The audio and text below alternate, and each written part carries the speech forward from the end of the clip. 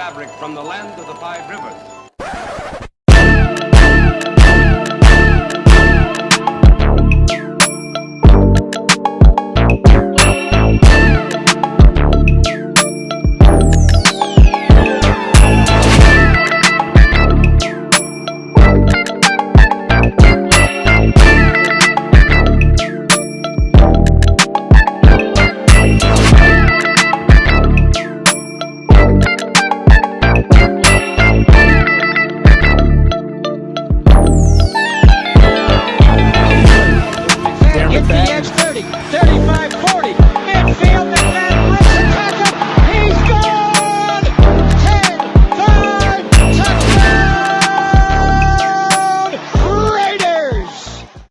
Years ago, when we came to Los Angeles, I really believed that the greatness of the Raiders would be in its future.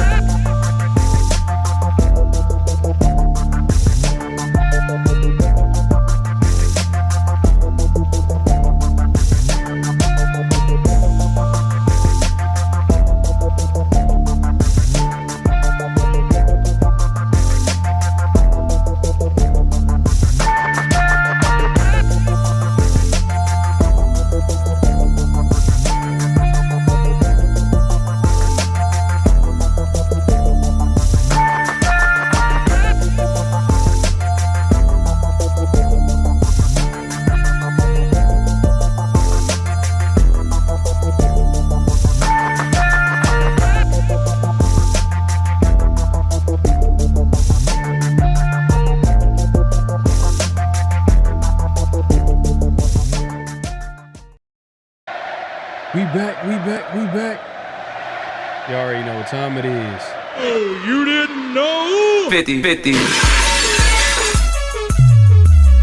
Welcome to the 50-50 Show with PharoahNFL and the Severe Raider, the realest show for Raider Nation. The perpetuation of the greatness of the Raiders to take a professional football team and give it a distinct characteristic that's different from all others. Make sure to clock in, like, comment, subscribe, and hit that notification bell.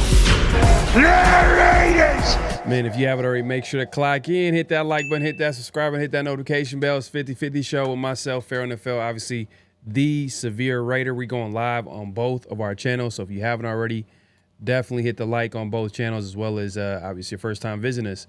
Definitely subscribe. Man, we got a good show lined up, man. We got a great show lined up. Great conversation coming up, man. Our final, I guess, thoughts on the game. I know a lot of people have been talked about it, and they have their thoughts, their reactions. It's been a couple of days since the game, so we wanted to look back and talk about what we thought about, after, a couple of days went by, and, we'll get into that conversation. Obviously, flag on a play, notable quotables. We'll get into possible offensive line changes, coaching. It's a whole lot that we're going to unpack today, man. So definitely tune in. Like I said, man, make sure to clock in, hit that like button, hit that subscribe button, hit that notification bell. But salute to the night crew pulling up, man. PNW. Mark Raiders in the building, man. Appreciate you pulling up. My guy, man, holding down the chat, man. One of my mods, man. I feel you, man. Appreciate you coming through. Yes, sir, yes, Rick sir. Rock in the building, man. Appreciate you pulling up. Hey, we got the originals in the building, man. This is what I'm talking about, man. Brim in the building. He said, "What's good, team? Hey, man, appreciate you pulling up." Man. Raider Resistance, man. Hey, man, it be like that sometimes, man. Never a dull moment with the night crew now. Yeah, for sure, man. We're gonna have a great show. Michael Smith says, if we lose to the Bears, is it too early to do a mock draft? I mean, we thought about it doing it today. We thought about it. But we gonna wait a little bit, man. We gonna wait a little bit. You know, I don't even want to look, we're definitely gonna have that at some point. You know, to be honest with you, if we're gonna be completely honest with you, but we'll see. We'll see how the season goes. But as how it's looking right now, you know, it doesn't look like a team that can compete for a playoff spot. But it's only the third game of the season. Only the third game of the season. If they can make some adjustments, if that offensive line can gel, if they can, you know, we'll get into that conversation of what adjustments could be made in order for it to look better on Sunday and moving forward. LS in the building, man. Appreciate you pulling up, my guy, man. I know you went 12-4 this weekend. You was telling me you went 12-4 this weekend, man. Hey, man, I might have to pay attention to. Bro, because I think I have the same record that I had the first 2 weeks of the season. So I think I went like 9-6, but I ended up finishing up with the best record, I think. Probably. It was a rough one. It's some games broke late, like the Cardinals game. I got done dirty. Yeah, like the Ravens. It was the ones that broke late for me. Like, the Ravens, another brutal one. It was the Browns. I thought that was the Browns. I know I joked about. I think you joked about me picking the Browns too. Oh man, did you see that? Did you see that clip? Did you see that clip of Myles Garrett basically? Oh yeah, like, come on, yeah. He beat Jordan. so there's a clip, you know, NFL Films, you know, I guess they had like, you know, they had him mic'd up, and he beat the tackle inside, and all you hear is, and this is against the Packers, and Jordan Love is their quarterback, right? So all you hear is once the offensive line gets beat, you hear the offensive line go, "Run, Jordan, run!" Like at first I didn't hear it. But when Myles Garrett went to the sideline to explain it, it was hilarious. I had to go back to it. I was like, damn, that is funny, bro. Like he knew, bro. Like that could have been season ending. He probably could have lost his job. Right there. Man, everybody would have been blaming him for. He cooked him on that move, man. Myles Garrett is a freak athlete, man. Oh yeah, he's the best pass rusher in the NFL, bro. That teleport move. That's what he calls it, the teleport, where he like jumps like basically like a gap, basically two gaps. Like he jumps two gaps with a sidestep, moving that and with the dip at the same time. Like, bro, that's elite movement skills. Like he's a freak of nature to be at that size, to move the way he does, and like it is what it is. He's a former number one pick, right? He was first overall pick. Yeah, bro, he's probably one of the like few examples of how a number one pick should look like. Because not all number one picks pan out. We know that clearly as Raider fans. We know that, and then obviously other fan bases know that. You know, like usually sometimes first round picks, not first round picks, but number one picks. Sometimes they're good, they're solid. Sometimes they're busts.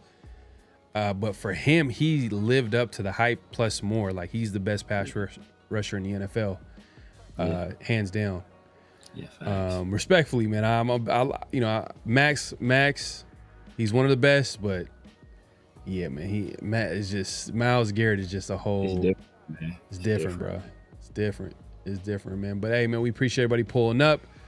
Donald in the building, MC, appreciate you coming. He says, why won't Pitt admit his son doesn't know what he's doing? And Pete's pressures, he's saying, oh, we got to run and mix it up more. How are we supposed to run? Yeah, I mean, he's not going to.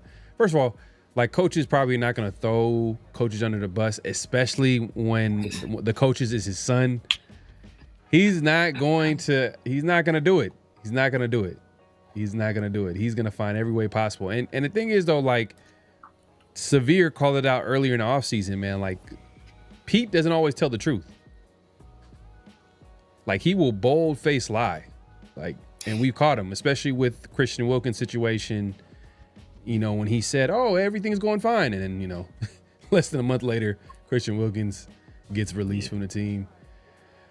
But that's a whole different conversation, man. But we appreciate everybody pulling up. You ain't lying, bro. Pete selling wolf tickets, man. He be selling wolf tickets, man. Like, no, for sure.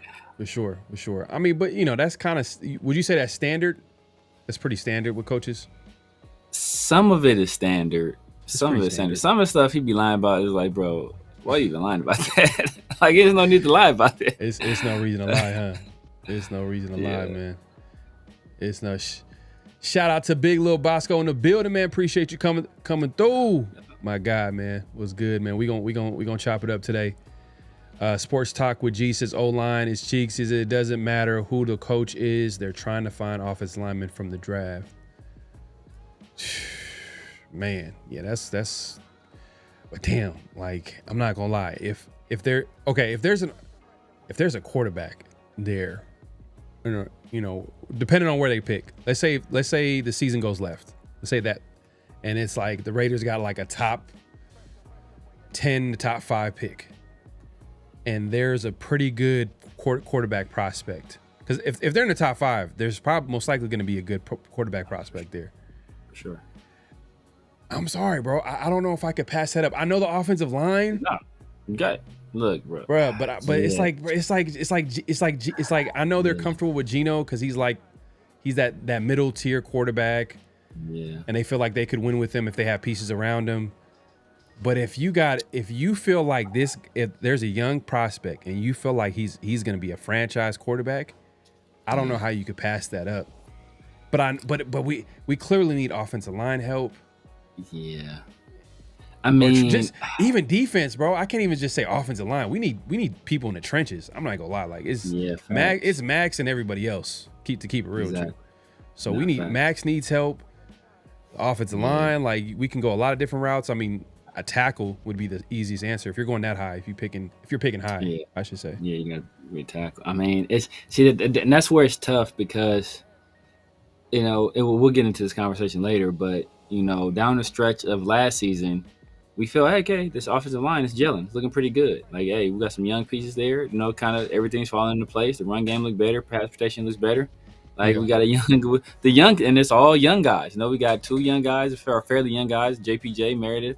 Parham was like fourth year in the league, whatever. Like, the Glaze for a rookie. Colton, obviously, he was the vet there. But we thought we had, like, a young nucleus already in place and just let these guys grow together. Now, obviously, regimes changed, plans changed. So now the offensive line is in flux. Now we don't kind of know. But it's like, if you got a chance to get a quarterback you think is special, you got to take him. Like, I don't care what else is going on, you got to take him. But if it's like oh, we don't know about this guy, or we like his potential and it could be. But that's the attitude they had with Jeanty. Is they felt like they have a special running back that they really like, and they knew the offensive line wasn't like an offensive line where you'd be like, oh, we're good. They knew that, bro. They get paid to do what they do. I'm sure they knew, like, they probably were like, they overestimated maybe how bad it was gonna be. Because it wasn't bad down the stretch last year. We're down the stretch last year with JPJ at center. We'll get into that. With JPJ at center, Meredith at left guard, the line looked good. So they thought they can afford to, hey, you know what, we can take a luxury pick right here because we feel so good about this prospect. So that's why it's kind of iffy if we get into a high pick next year, because it's like, at the end of the day, you got to get some value out of the Jeanty pick, and you got to do whatever you can to maximize whatever it is he has, whatever you think it is, whatever you think you can do with them in this offense. You have to find a way to get some value out of it, because right now, like, that's just a wasted ass pick. Like, we could be paying Dylan Lobby and Cecil McCormick to fucking run into people. Like if that's what we're gonna be doing. So right now we're not getting any value out of them at all, essentially. So, if you want to maximize that pick and help him become the player you thought he could be, that's why you drafted him at 6 in the deepest running back class ever. Like, you got to do something about that offensive line. So that's why, unless you feel like it's a special quarterback, it's like you almost have to go offensive line. Yeah. But if they go like 8-9 or they win like if they go like 7-10, 8-9, that type of record, then they're most likely going to be like in the middle of the draft, maybe later, like in the 20s or like 15s or whatever. And if that's the case, then you might miss out on the tackles there too, though. That's what's tough.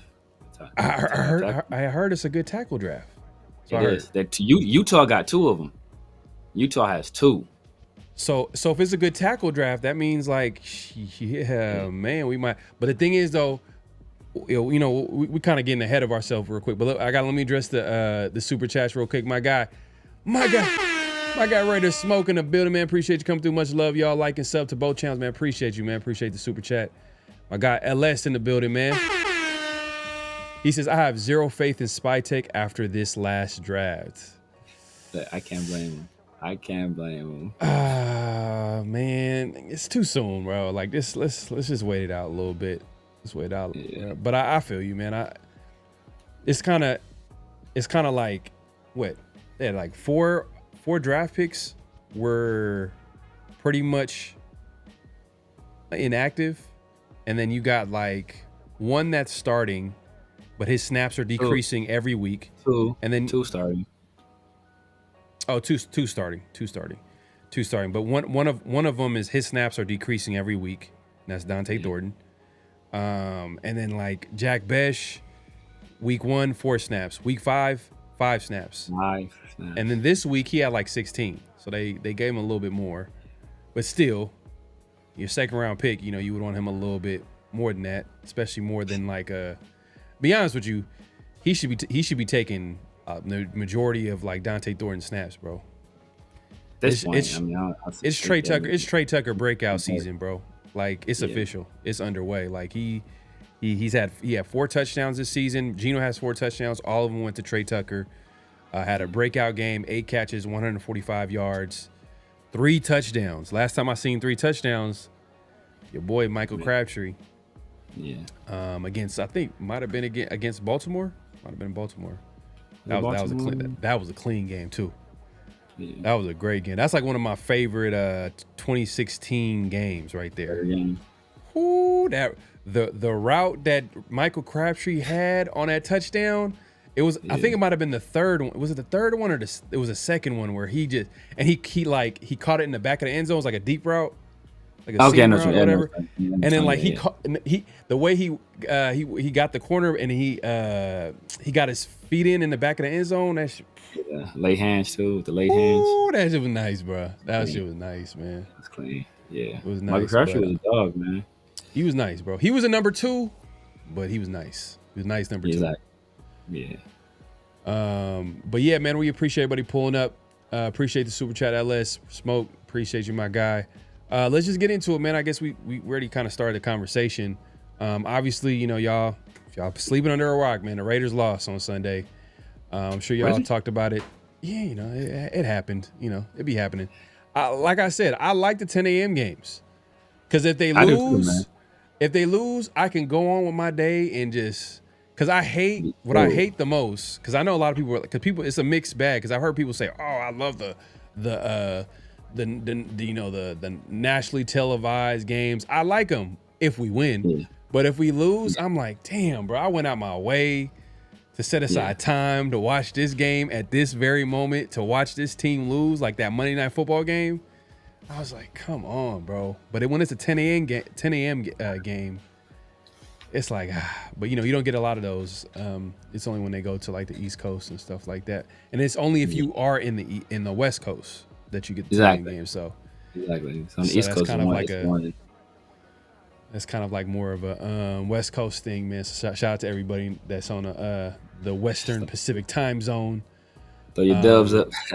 Yeah. Well, next week it's gonna be a home game against the Bears, so it's gonna be like a 1:00 game for the West Coast. I think like around 4 East Coast, and for my guys, everybody in Australia, I can't think of from the top of my head. Is that like LS? Is that 3 a.m. in the morning?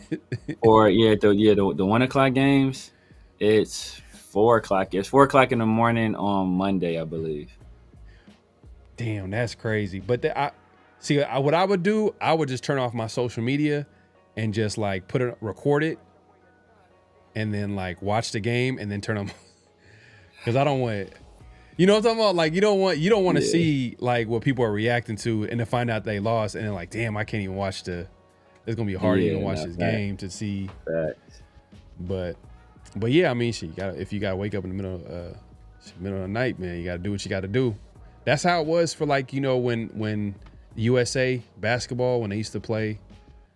Oh, 3 a.m. He said 3 a.m. It's 3 a.m. Okay. So for the 1 o'clock game gonna be, that'll be later then. So that'll be 6 a.m. Okay. Myra G in the building. She says we're deep in DC. The parties were lit, but the game was brutal. Yeah, definitely. It's Chocolate City. I'm glad you had a great time out there. You know, hey, DC. What is it called? DMV. I know. Yeah. Oh, my boy was out there. I gotta hit him up too. Yeah, man, he a Raider fan too as well. So I know he was pissed because I'm sure he probably went to the game too. Like, man, there's a few people went to the game. I feel like a few people went to the game. House Junkies in the building, man. Appreciate you pulling up.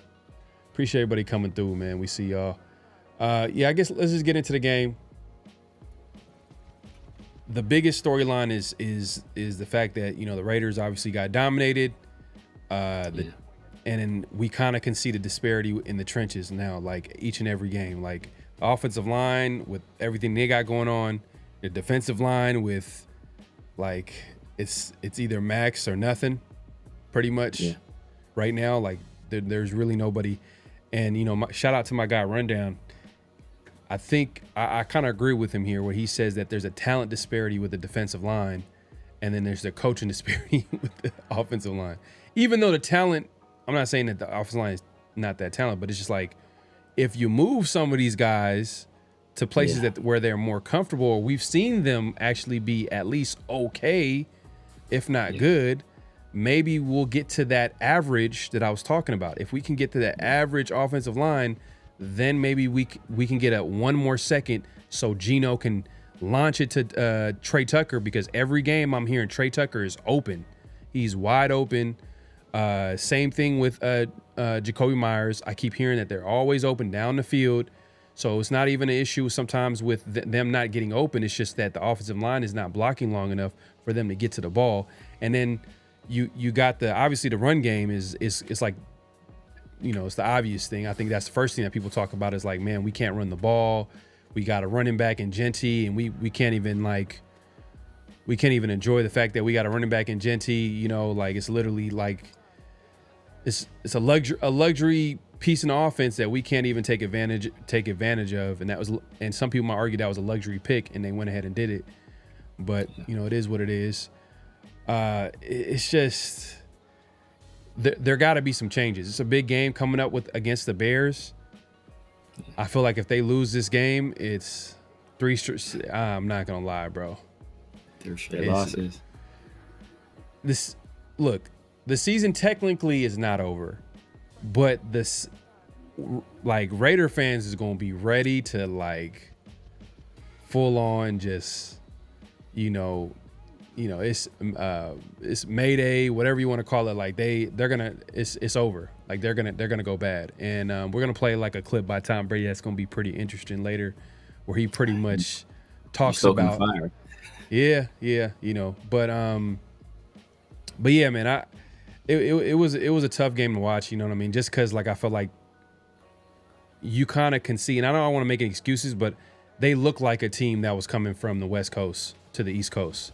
And on a short week, they look like it literally from the first play of the game, kickoff, like, you know, and it was, and I barely talked about special teams the other day. I'm sure you had your chance to talk about how bad special teams was, but it was pretty bad. It felt like every time they literally kicked it off, or we kicked it off to them, it felt like they was going to score a touchdown, which they eventually they did. Yeah, you know, I thought one of them was going to get called back, but you know. It like I think it was a penalty on the Raiders, so they ended up scoring anyways. But yeah, bro, it just felt like they weren't really prepared to come to play on Sunday against a backup QB in Mariota. You know what I mean? It's like, come on, bro. Like that. This is an opportunity. This is supposed to be a winnable game, and you know, and then we went ahead and lose against a Dan Quinn. I mean, Dan Quinn's not a bad coach, but Man, come on, man. Backup QB, and we made Cliff Kingsbury like look even better, than cooked us, bro. And this is the game where it would have felt good to beat him and shut down his offense, especially after what he did to the Raiders. That was disrespectful. If I was in the Raiders building, I feel disrespected. You just literally offer you a contract. It's announced on ESPN. That's a bad look for the organization. You over here like, oh yeah, you know what? Let me take this commander's job, instead. After they announced it and everything. So that means that his agent and Cliff gave the okay, saying that it's a done deal. Yeah. And the fact that he just did that last minute, I don't care what the reasoning was. I felt like that was kind of weak on his part. It was very McDanielish. McDaniels-ish, you know what I mean? Like he did the same thing with the Colts, right? Years ago. Yeah. He put out. But in McDaniel's defense, he put out, I think after a meeting with Jim Irsay, he was like, yeah, I'm good.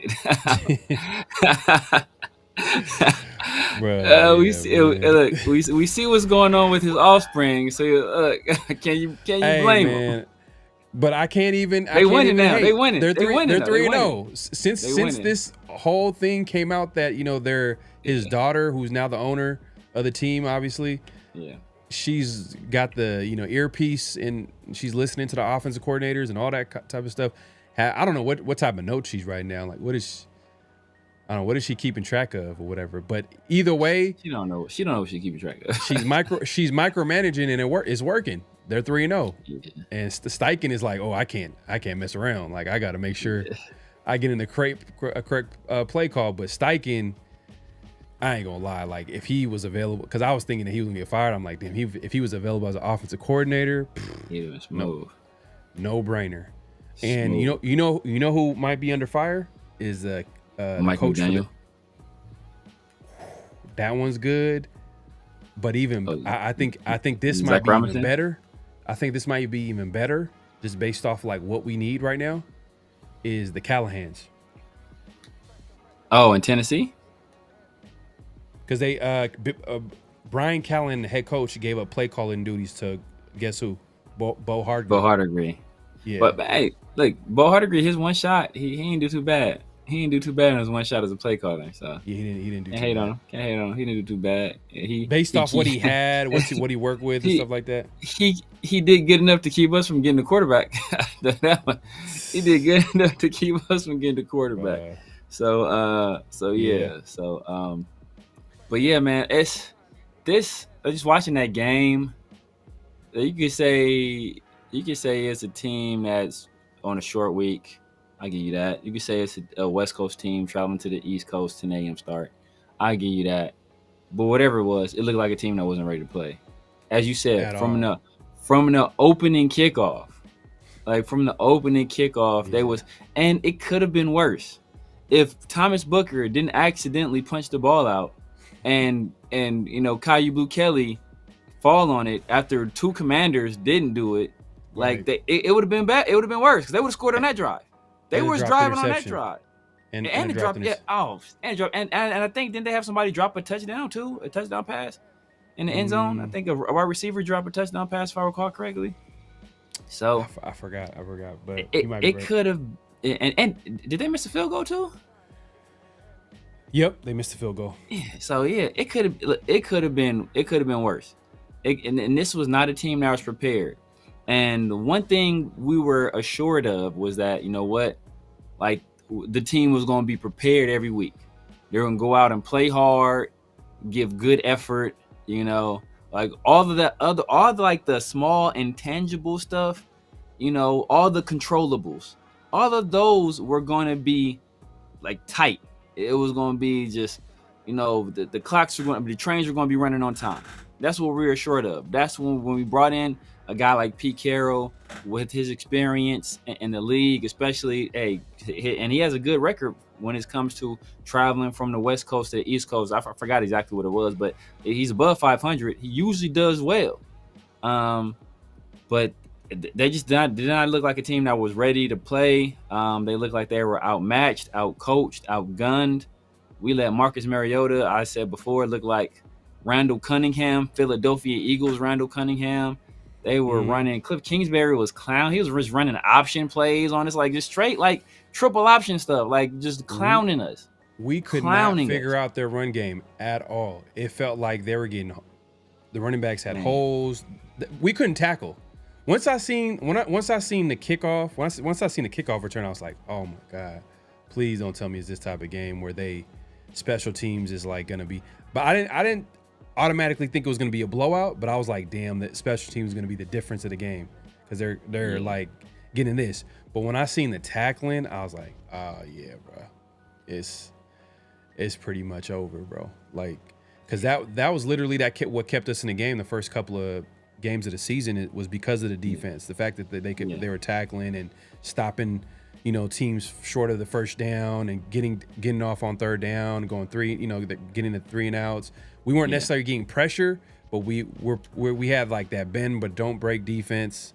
Somewhat getting turnovers. I think the Raiders have gotten a turnover every game this season. I think so. Yep. So every game this season? Yeah, I think every game, yeah.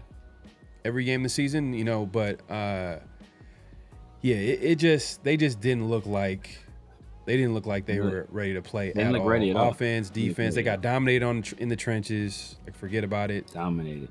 It was just Deron Payne was just in the back. Could nobody mess with him.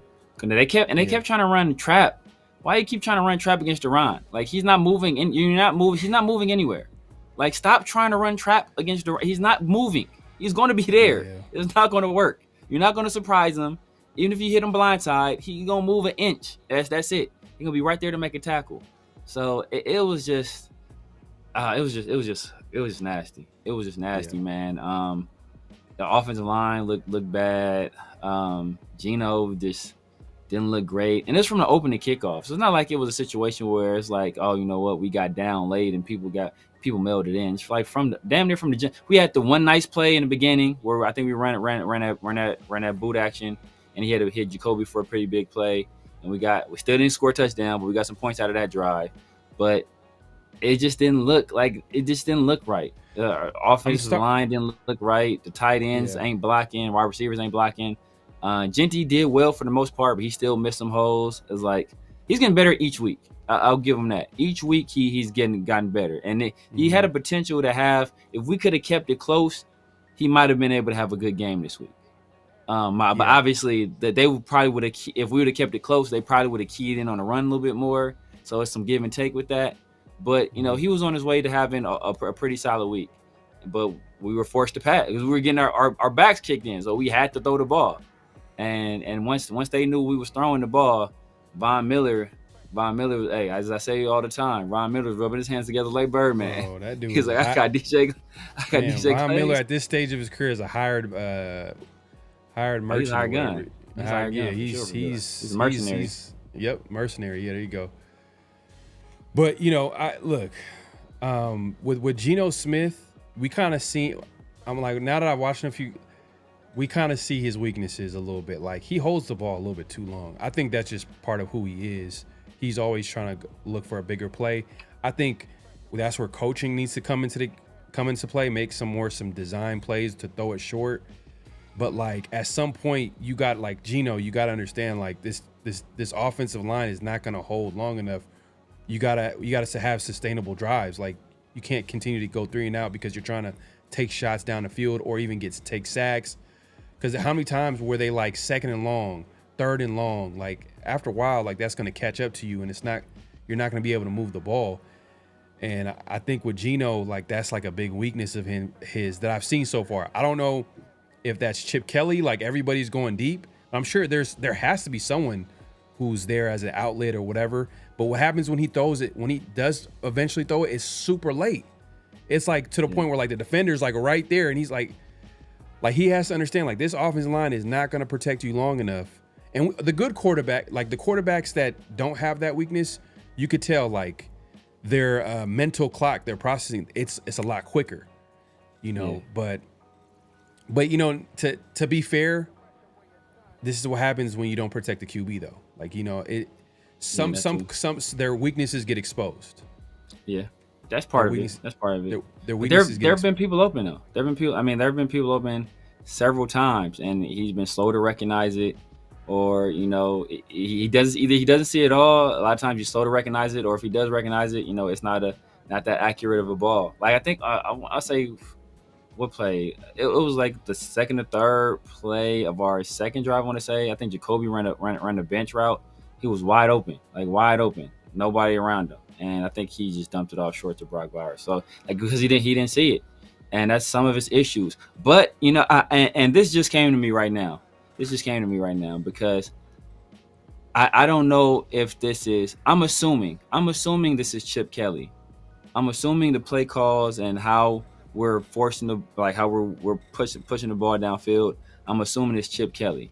But if I think back to Seattle's offenses, that was Russell Wilson.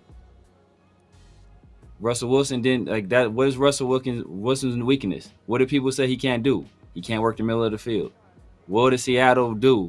They push the ball downfield all the time because everybody said Russell Wilson throws like the deep ball and the best deep ball in the NFL, and that's what they did there in Seattle with Russell. So I'm not saying this is Pete on Chip, because at the end of the day, Chip Kelly, you're the offensive coordinator. The offense is your responsibility. But I will say that a lot of what we're doing in terms of not a lot of short stuff is a lot of what Seattle was doing where Russell Wilson was there in Seattle. So you think this is a lot of Pete Carroll? This is what Pete Carroll wants? Because that's in Seattle. I think he has influence. At the end of the day, Chip Kelly still has to, he's still in charge of the offense. He still has to design the plays, put people in the position to win. But I think there is some Pete Carroll influence on his offense. Just like some Pete Carroll influence on his defense. Even though Patrick Graham is the guy in charge of it, obviously we see the personnel who we have. It's not necessarily Patrick Graham personnel. It's more so Pete Carroll personnel, from the weight of our defensive tackles to the height of our corners. It's Pete Carroll influenced. Man, I don't like that, bro. Be honest with you. Pete Carroll's influence on offense is really not a good thing, to be honest. Outside of wanting to establish a run game, which is I have no problem with, and I understand he won a Super Bowl and everything like that, but they won the Super Bowl because of Marshawn Lynch and that great defense, and then throwing Russell Wilson making some timely plays at quarterback, especially those second reaction plays. But the thing is, though, if you constantly play like that, it's going to catch up to you. Yeah. So it's not going to – it's going to catch up to you, right? So – yeah. Man, but bro, man, I think what everybody kind of realized after this game, it just gave us and it's one game. It's still, I want to preface by saying it's only one game. It's just the way we lost and who we lost to based off who they had at quarterback. Everybody thought it was an opportunity to win that game, and in the way we lost, people thought with Pete Carroll, blowout games is not going to happen. Exactly. And it clearly happened. Yeah, exactly. Don't let the final score fool you. It was never close. The game was damn near never in doubt. We got some garbage time stuff, but the game was much worse than what the score says it was. Yeah, man.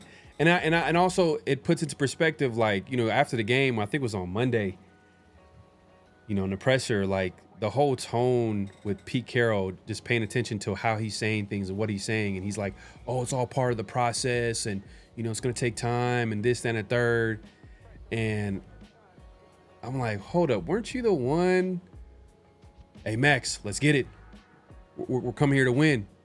Amari Cooper, what did Carroll text you? Yeah. He was just texting me how many times he won 10 games in his career and how many times he won at least 9 games in his career. Yeah. So this is the messaging that you're telling the fans. This is the messaging that you're telling the players. And now you're kind of it almost seems like he's trying to lower the expectations to oh, it's part of the process and, this, that, and the third. I'm I don't know. I don't want to hear that from a 74-year-old coach, to be honest with you. I don't want to hear that from a 74-year-old. Ain't no process with you, bro. I don't want to hear rebuild with a 74-year-old coach, because you're not going to be here if we're being honest, he's not going to see it through at all. And that's the problem. with Pete Carroll. You know, and that's the problem that we had. That's the problem that we had. And I want to say this real quick, bro. Did you see Dan Quinn get run over by Mariota? Oh, bro, look. If that was Pete Carroll, bro, we'd be lighting the torch. We'd be lighting the torch, bro. We'd be lighting the torch, bro. I was saying that the other day, man. We'd be lighting that torch every second. It'd be the Man, oh my God, he would have a little. Because it made me think about it. I'm like, damn, if a player ran over Pete Carroll, bro, it's a wrap. Bro, the whole stadium would be silent. The whole stadium, bro. Respectfully, I would be silent. I would be silent watching the game from the house, or wherever I am watching the game. I'd be like, oh my God, like everything, because he's at an age where, like, at the end of the day, he's older, and these NFL players, man, like Mariota ran over Dan Quinn. So I was thinking about, like, damn, like what happens that happens to Pete Carroll? Smooth. Oh, bro, it's a wrap, bro. Look, it is a wrap, man. So I hope his affairs are in order, man. Man, nah, facts. Real quick, let me just address Super Chat. My guy LS, man, appreciate the Super Chat. He says they either overestimated Jeanty's impact or underestimated how bad the O-line is. Either way, zero faith. Ben J gonna cook our cover 3 this week. We'll see. A little bit of both. A little of this, a little of that. Part of the Bears like really playing well was like Dallas. Their defense is terrible. It was terrible. Like they couldn't cover anybody. They couldn't get after nobody. But to be fair, it's not like right now the Raiders they're not showing us that they can get to the quarterback consistently. But we do have Max Crosby, and if we're going off like the first couple of games of the season, when the defense is, coached up and they're playing hard and they're on point, they can at least follow a game plan. They can at least, play that bend but don't break defense. But Ben Johnson does kind of scare me because he's a good offensive minded coach. Like he's gonna have something cooking. Yeah, for sure. To get after this Raiders defense. But we'll see, man. We'll see.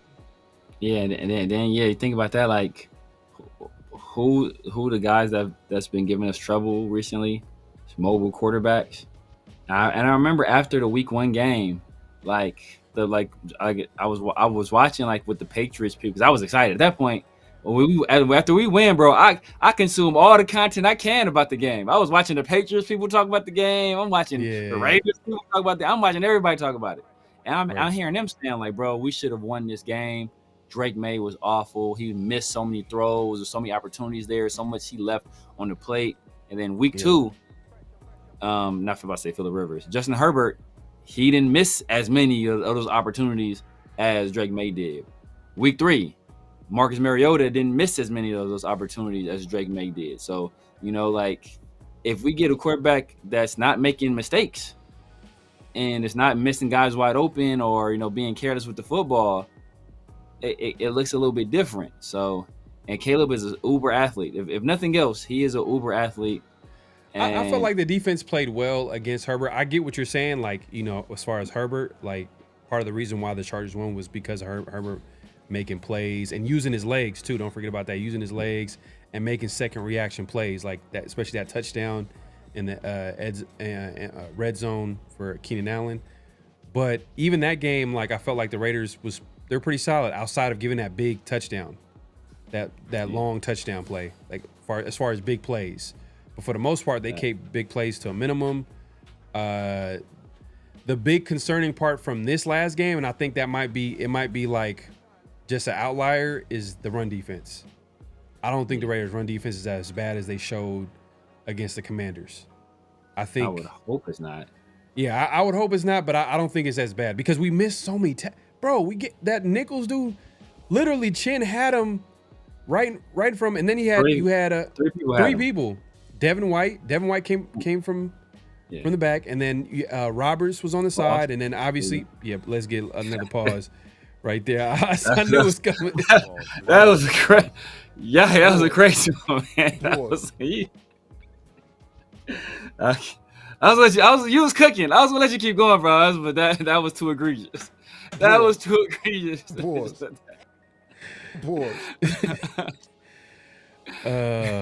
First of all, all right, man. I'm just gonna let it go now. Hey, LS, man, appreciate it. But my point is that the Raiders couldn't tackle nobody.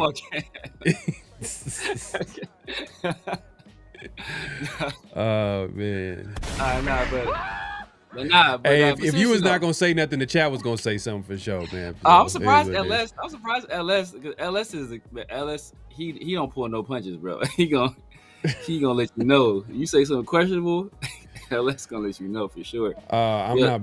Oh my god, bro! Look at this picture right here. Look at this picture. I'm not bueno. Let me see if I can. Oh yeah, is that the Mark Davis? I already know. I already seen it, bro.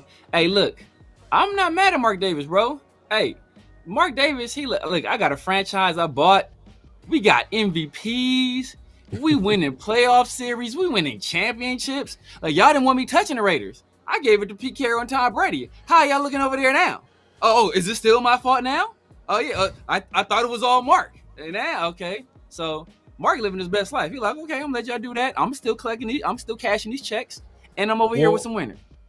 Well, he's doing the same thing with the WNBA team. It's running itself. It's not like he's yeah. So he's hired the right. He's hired the right people with the WNBA team, and he sees the success there. So he knows it works.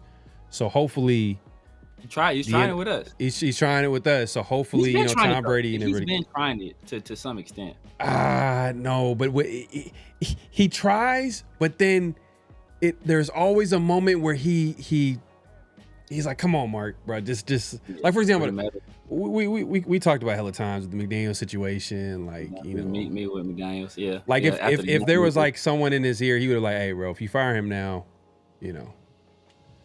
like, do you know what I'm saying? Like, just think about how the draft position would have worked out. I know that's crazy, but that's how GMs be talking.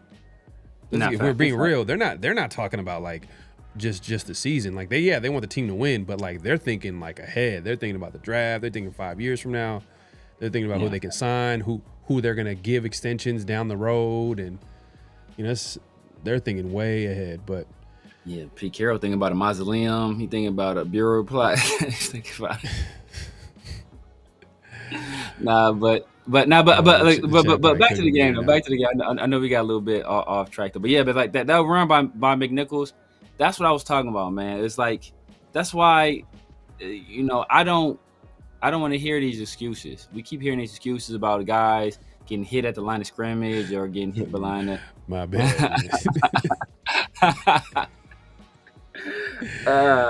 guys getting hit at the line of scrimmage, getting hit behind the line of scrimmage. Like, he broke 4 tackles and then took it 60 yards.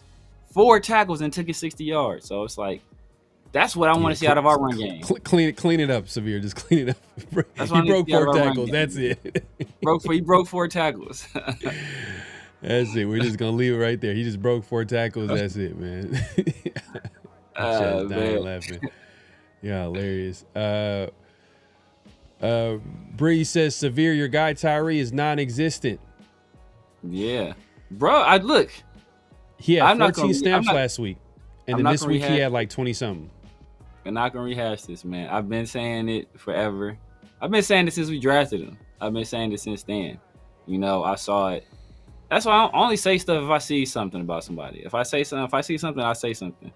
But I saw the vision with Tyree, but like he was missing the requisite. Like, you kind of say, okay, maybe at Texas Tech he didn't have to do everything he needed to do. Because like with Brock, I had concerns about Brock because I never saw Brock really run routes. I never saw Brock in contested catch situations. I was like, man, so how is this? Is he gonna have this much space in the NFL? Like the first 3 games, Brock showed everything I didn't see him do at Georgia. He did multiple times over the first 3 games. It's like, okay, well, like he's just that level of athlete. He has that level of movement skills. He has that level of hands. Like he's just that guy. Tyree, it never showed. So that's why people kept saying, oh, it's this and it's that. But it just never, I never saw anything. Even with Jeanty, I can see stuff. Okay, bam. Okay, I see a little something there. Okay, bam. Okay, I see that move right there. Okay, bam. You see little bits. Tyree never showed nothing. So like Jeanty, you can see glimpses. You see flashes. Tyree, it was The only flash he ever had was he beats a guy in a bull rush, or he's unblocked and he sacks a guy. Like the only flash he ever had. So that's why I kept saying, like, I gotta see a pass rush move. It don't gotta be like no exquisite. I don't gotta see him do the ghost move that Von Miller does, or the teleport move that Myles Garrett does, or the like, I don't know, the hunt move. I don't gotta see him do nothing spectacular. Just a pass rush move, and I have yet to see it out of him. So, like, he is what he is at this point. He is what he is. I will say this is that, like, I think his role, he's obviously a backup. He's backing up like Max, and Kuntz is not getting a lot of snaps too, by the way. He ain't been good. I mean, and I had high hopes for Kuntz. He just ain't been good, bro. He got beat, but oh my God, on a play action, he got beat. It was like, bro, get this dude out of the game, bro. It was bad. And I'm a Kuntz guy. Yeah, he got beat so badly. I'm like, man, it's just discipline. At that point, it's not about being hurt. It's like, you gotta stay disciplined, man. It's like, read your keys, have eye discipline. It's just like, we weren't prepared to play, man. That's just we weren't prepared to play. And as you alluded to earlier, man, it's like, if this was a young coach, you can go through this stuff and be like, all right, you know what? He's learning on the job. You know what? He's taking these lessons. He's learning from them. He's going to get better. But when your coach is 85 and a half, like, bro, like, what lessons is he taking from this? Right? Like, you feel me? Like, you can't teach an old dog new tricks. Like, this a dog older than a motherfucker. Like, what is he finna learn? Right. Like, you feel me?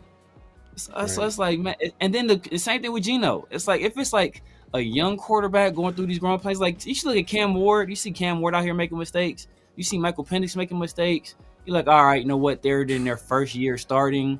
Like, Atlanta you expect them to get better. They got skunked. Yeah, they haven't been. And Michael Penix ain't been good either. For the most, to be honest with you, he ain't been good either. My boy Spencer Rattler been better than Michael Penix, but Damn.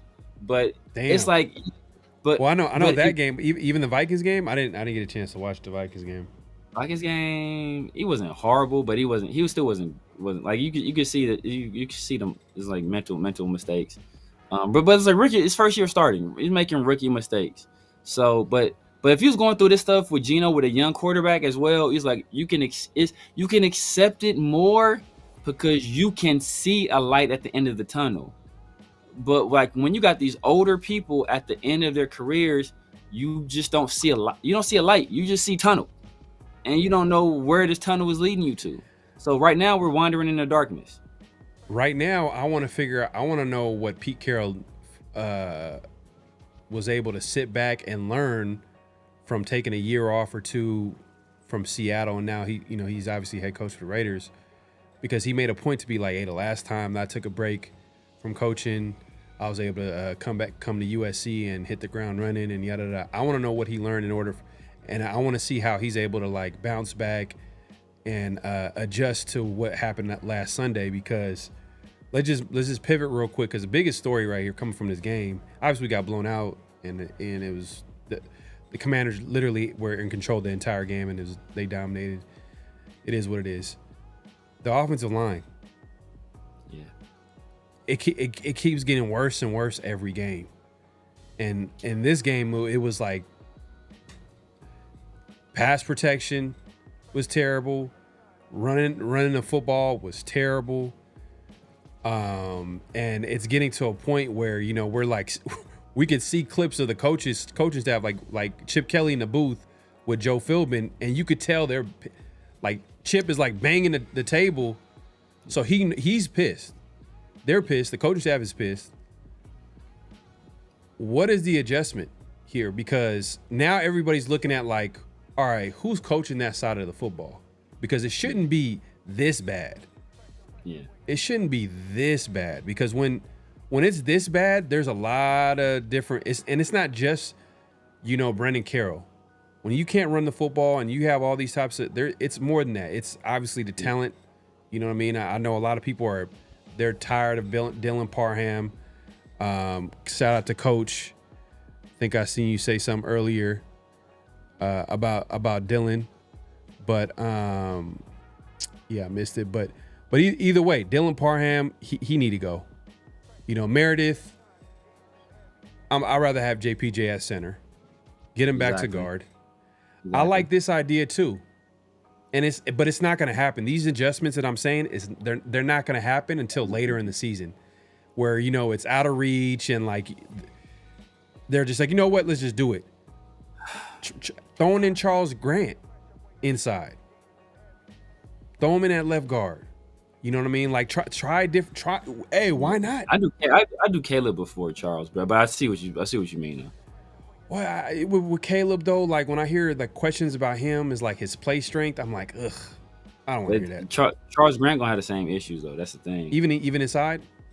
Yeah, even inside, he gonna have the same issues because he's a guy that he had to gain a whole bunch of weight just to play tackle because he was light. Ah, damn, like, bro. Then that's both. But of them. and think about Caleb is mean. He doesn't have a lot of like I'm gonna say his play strength is bad, but it's not ideally where you would want it to be. But he's a guy that's he plays with a certain like level of tenacity. I'm trying to choose my words carefully as not to get a pause, but he plays with a certain level of like a fierceness, a ferocity. There you go, ferocity. That's the word. I was gonna drop the N word, but I was like, I ain't about to say that. I have to say that. But now he plays with a certain he plays like with ferocity out there and with bad intentions, and so that's what you want from your interior offensive lineman. But see, the problem is that there's a fine line between scrapping a plan, right? There's a fine line between scrapping the plan too early and giving it time to to come to to fully develop or to fully come to fruition. And it seems like right now, I said it on X. I was talking to somebody. The only way out is through, because like some of the issue is the chemistry. Is that these guys, we made all these moves, we made all these switches, and then there's some chemistry. We have guys in new spots, and the communication is off. Now Meredith is making the calls, and he's trying to make the calls and snap the ball, and he's playing a position he never played before. He got JPJ playing, but next to two guys he never played by before, and then so some of that is chemistry and just understanding guys' tendencies and what they're going to do, and all of that stuff. But if you make another move, like unless they latch onto that same chemistry they had last year, you low key could be hitting the reset button. So it's like, you might just have to just see this experiment all the way through until the season is over with, and then you can make those changes to see what you got going forward. I get it, but they already like messed it up. Yeah. Oh yeah. Like they like, why are you like JPJ is at his best even from last year at center. Exactly. And then Meredith, I get it. They don't like his size at guard or whatever, but he was holding his own. He was okay at guard. He was all right. It is what it is. But why risk stunting a player's growth at center, who obviously is way more talented? There was a second round invested into this guy. I know Pete Carroll weren't there when he got drafted, but still, you're gonna have him play guard and be like, oh, that's what it's gonna be, and have him like, so it just makes everything worse when you try to change people's positions and then have them adjust as well as the chemistry. I just don't get it. And I think the offensive line, if they cared about the chemistry and the gelling, why did JPJ didn't play this game? He was active. He was healthy enough. Look, that's terrible. That's nothing. Like, that's another example of Pete Carroll just be lying. He just be flat out lying, because I think, didn't he say something like he was trying to protect JP or something to that effect? But I swear, if I recall correctly, and other people saw it too, so I knew I wasn't tripping. Like, JPJ was out there on special teams.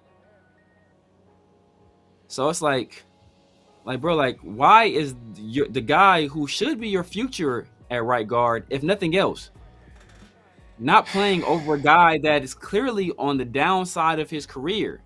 Is this an ego thing? And is this a money thing where you're trying to prove you were justified in giving this guy this money? Like, what's going on there? Because it makes no sense for your second-year player that you already moved from his position, his natural position he was at down the stretch last year, where he played his best when the line was at his best. You already moved him over to right guard, made him compete.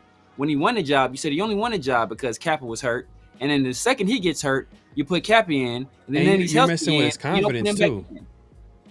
and you messing with a young player's confidence, who obviously you would think would be more invested in a JPJ over Alex Kappa. Who is Alex Kappa? Terrible contract, terrible signing, doesn't make any sense. Terrible player, doesn't even, like, JPJ should be in the game. If you cared about the chemistry of the offensive line, I understand JPJ missed that game because of a concussion. I get it. Okay. It is what it is. He's back healthy. Why is he not back in a starting lineup? Yeah. Why is he not back in the starting lineup at the end of the day? Real quick, let me address the super chat. My guy Bosco, man, appreciate the super chat.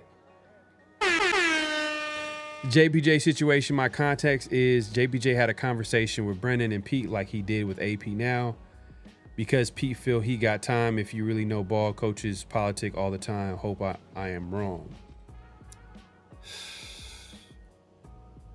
Yeah, but that's the thing though. I mean, you shouldn't be. You shouldn't be, because you know obviously you know the conversation where he goes up to AP, was like, look, I'm the center. And now, you know, with AP was like, all right, well, dang, you know, AP, he's a player. He's been in that position before. He's like, hey, you know what? This guy's passionate about it. He feels he can handle it. He let him do it.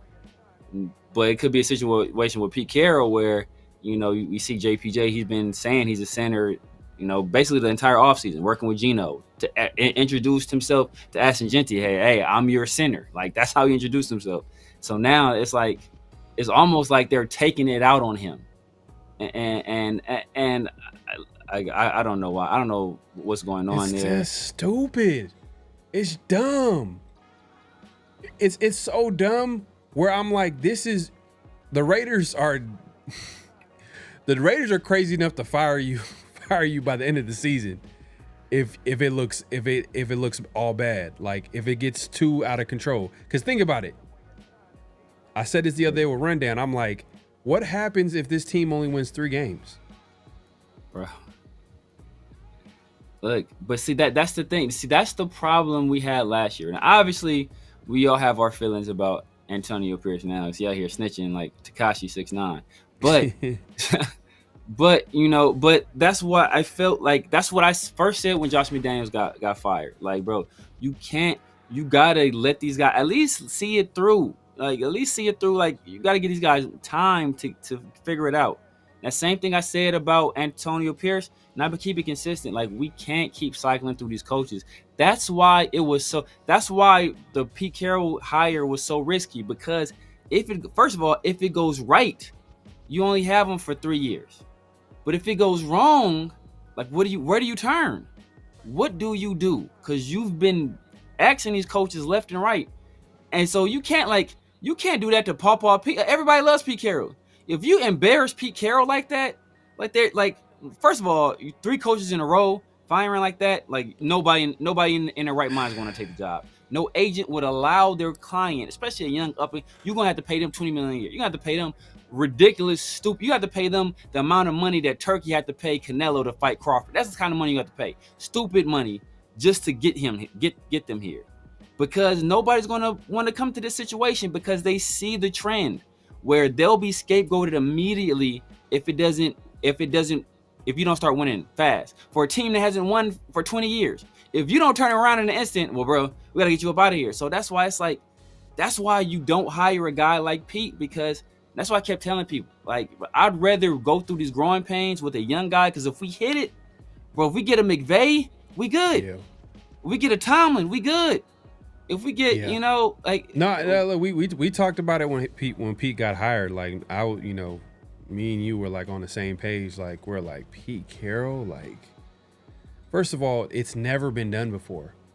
He's the oldest coach in NFL history. And think about it is, when I say it's never been done before, I mean, like, no team has ever had a coach this old. Plus, no team ever was like, hey, here's a 3-year contract. You're going to be our head coach for the next 3 years. At the end of your 3rd year, you're going to be 80 years old. You know what I'm saying? Like, no team has ever said that. The last person, the oldest coach before Pete Carroll, guess who it was? It was Romeo Crennel. He was a defensive coordinator, and he was interim head coach. And guess what? After the season, he retired. Exactly. Like, So it's Pete like, Carroll is the oldest coach ever hired and the oldest coach ever to work. So it's not like a situation where he just got old in the job. Like, we hired him old. Like, bro, you knew this dude was old when you brought him here. yeah. So look, like I said, I'm gonna go back to it's only been 3 games. We'll see. It was a short week. They obviously look like a team that was not ready to play. They couldn't tackle. They got dominated in all 3 phases. It wasn't close. They were in control the whole entire game.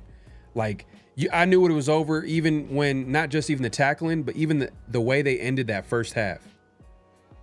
That first half, like, literally, it was a 7-point game. I'm like, all right, just go into halftime. You're down 7. You get ball at half. They go down and kick a field goal. I'm like, oh my God, bro. Like, they're getting everything. Like, they're scoring when they need to. They're like, it is what it is. But going back to the offensive line, the way they're handling that entire offensive line, I think is just terrible. JPJ, it sounds like Pete Carroll, he's going to get him back. He didn't necessarily say that, and this is where I'm like, don't you're going to play these types of games again, where he says, yeah, we're going to get JPJ back into the mix. So we're going to be paying attention as the week goes on to see what that actually means, if he's going to be the actual starter. And if you remember at the end of the conference presser for after the game in the Commanders, he mentioned competition. Exactly. So, but it was only at right guard, right? It was his remarks related. They were talking about the line. He's like, it was specifically JPJ. They're asking him why he didn't play. Yeah. Oh, it's because it was a short week, and we felt like, just to continue off last week, we just felt better that, Kappa just go in there, and then, obviously we get JPJ back or whatever. But I don't know, man. It just felt like an excuse to get Alex Kappa in there. And just in case he plays well, then they have an excuse to keep playing him. Yeah. And I posed this question because it sounds like, the only change that's going to happen is possibly JPJ gets, and I say possibly, just for the reasons why I just stated right now. If the only change would be JPJ, I posed this question earlier today, and I'm gonna ask you: are they gonna trade Jackson Powers Johnson? Are they gonna trade him? It just feels like they're gonna trade him. Like, it seems like, Bosco, shout out to you. You said politics, but it just seemed like he's in a doghouse. There's something went on, something going on behind the scenes that we don't know. And I get it, but this happens all the time. Certain players clash with certain coaches. It seems like JPJ, even when Max, we didn't know this, but Max even was saying that, or I think JPJ came out. I don't know if JPJ came out and said it or Max came out and said it, but he was saying that he didn't get along with JPJ. Yeah. Last year. Yeah. Last year. So what I'm saying is, it's like we didn't know that, and we also don't know what's happening behind the scenes. So yeah. And he's clashed with that coaching staff, and I'm like, bro, does he get traded? And it's like, how can they even make that move with the state of the offensive line, bro? Like it'd be, that's one of those. I don't want to be like, man, we need to fire everybody, but it's because I'm so used to it being a Raider fan. Like, man, fire him, man. Like, this is stupid. Yeah. But that's just one of them ugly. That would be such an ugly move, because we could talk about people in the chat over here saying like, oh, you can't coach trash players. But one of the good players on offensive line is JPJ, I would think. One of the most talented players on offensive line is JPJ. Our best interior offensive lineman. Along with Colt Miller. And then everybody else is kind of like replaceable. Yeah. If we keep it real. Facts. So do you think you trade JPJ? You think that's a possibility? I don't. It gets a pot. I mean, we trade. I didn't think we was going to trade Jacorian, and we traded him. So we're playing similar games with JPJ as we played with Jacorian, and that was my problem. At least with Jacorian, you can kind of say, hey, you know what, this guy is not a fit. Let's get something for him you know, a eye for eye type situation where, hey, you know what, I give you something I feel maybe is a strength on my team. You know, I don't necessarily think it's a strength, but hey, you know what, you take one of our better corners last year, you take a guy on your team that, hey, you know what, has some talent, and we have a need at defensive tackle, bam, okay, swap, bam, we do that in the offseason. Possibility to work out for both teams. Now trading JPJ like this, I don't see what good can come of it. I don't see what good can come of it if we were to make that move. You know who I trade? Not to cut you off. You know who I trade JPJ for? Who? Bill Callahan. Man, oh yeah, oh man, Bill Callahan had us line. Oof. Oh my God, yeah. But that's the thing. The problem I have with this whole thing is that, like, Pete Carroll, the sole focus, it seems like of all his ire with the offensive line it's been on JPJ. Mm-hmm. It's been on the right guard. Even when he said, oh, you know, hey, I think somebody asked him about shifting positions or something on the line, and he just said something about the right guard. He ain't even looking at Parham, who getting cooked, or Glaze, who's been struggling too. Is only looking at the right guard. That leads me to believe, man, like, I hope this is not the case, but it has to be something personal. It has to be JPJ said something to Brennan, said something about Brennan. Pete got wind of it, and now he in the doghouse. Because there's no logical reason that I can think of that makes any kind of sense that would say, let's start Kappa over JPJ. And JPJ, he had his maturity issues last year. But guess what? He was a whole new person this entire offseason. He was working with Max, flew down to Florida to put in extra time with Gino. I think he was in New Zealand or so. I think he was out there with Laki Tasi or something. Wasn't he out there with one of them? He was out there with somebody. It's like he's been putting in all the extra time to be the guy at center, assuming the role, becoming that person who could have that mantle as the leader of the offensive line. And as soon as they had an opportunity to snatch that out from under him, they snatched it out from under him in the most unceremoniously way possible. And it's terrible. Man, you just had me thinking about it. Like, if the reason why that there's an issue between the coaches is Brennan Carroll, this makes me hate Brennan Carroll even more. Like, I'm disgusted by Brennan Carroll even more than what I am right now. Like, there's a level to it. Like, I'm like, you know what? He doesn't have a lot of talent to work with. I don't agree with some of the moves that he made on the offensive line. But if JPJ and him are clashing and you know, Pete is, you know, it's his son. But, you know, this is all like speculation, but I'm just saying, like, if Pete is like trying to control the situation by punishing JPJ and he's in a doghouse because he's clashing with his son. It's just like, oh man, come on, and that's speculation. That's I ain't trying to throw that on his jacket. That's speculation. But it's just like we all, like, I think me and you are on the same page. I think the chat is on the same page. Something is just not right there. It's just something that's not right, and we're trying to figure out. It's not like Kappa's been in there playing well. So it's like it's something not adding up. But I agree with what you're saying though, because like the only two guys that JPJ would be clashing with from a coaching standpoint are the guys that would have something to do with the offensive line. Obviously Pete Carroll being a head coach, he's gonna, you know, have some say. But Brennan Carroll, like, he's the offensive line coach. He's the guy that's coaching that position group. So if there's any issues, any changes, he's going to be in charge of that. He's going to be the guy. Yeah. So that's why, like, everybody's tough on Brendan Carroll. Everybody's going at it, and we've questioned him since the hiring. Like, as soon as we found Brendan Carroll was the offensive line coach, we were like, what? Yeah. Like, Brendan Carroll, like, as soon as that happened, and that was like in the beginning of the offseason when Pete Carroll got hired and he was putting together his staff. When we found out that Brendan Carroll was going to be the offensive line coach, we're like, man, that right there doesn't look too good. And we've been questioning it ever since. And the offensive line this is the worst that it's ever been. Now, that being said, this is not just a Brendan Carroll issue. It's also an issue when you can't run the ball the way that we're running it, when you can't like protect the quarterback the way that we've been protecting Geno, and part of it has to do with Geno, but I think it's also a Chip Kelly problem too. Yeah. I think it's a Chip Kelly problem. It's because it just feels like, all right, we know Geno for whatever reason, and I think I've heard this even when he was with Seattle too. He has a tendency to hold the ball. And during training camp, I forgot who it was. That was something that a beat writer was saying that, hey, Geno needs to be careful with, because he's holding the ball a lot. I forgot who said it, but they brought it up during training camp.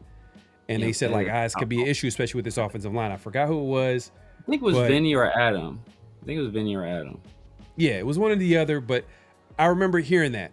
And now fast forward, this offensive line has issues, and Geno's still holding the ball. Now, that being said, this is where Chip Kelly comes in the game. This is where you got to take control as a coach. Where's the short passing game?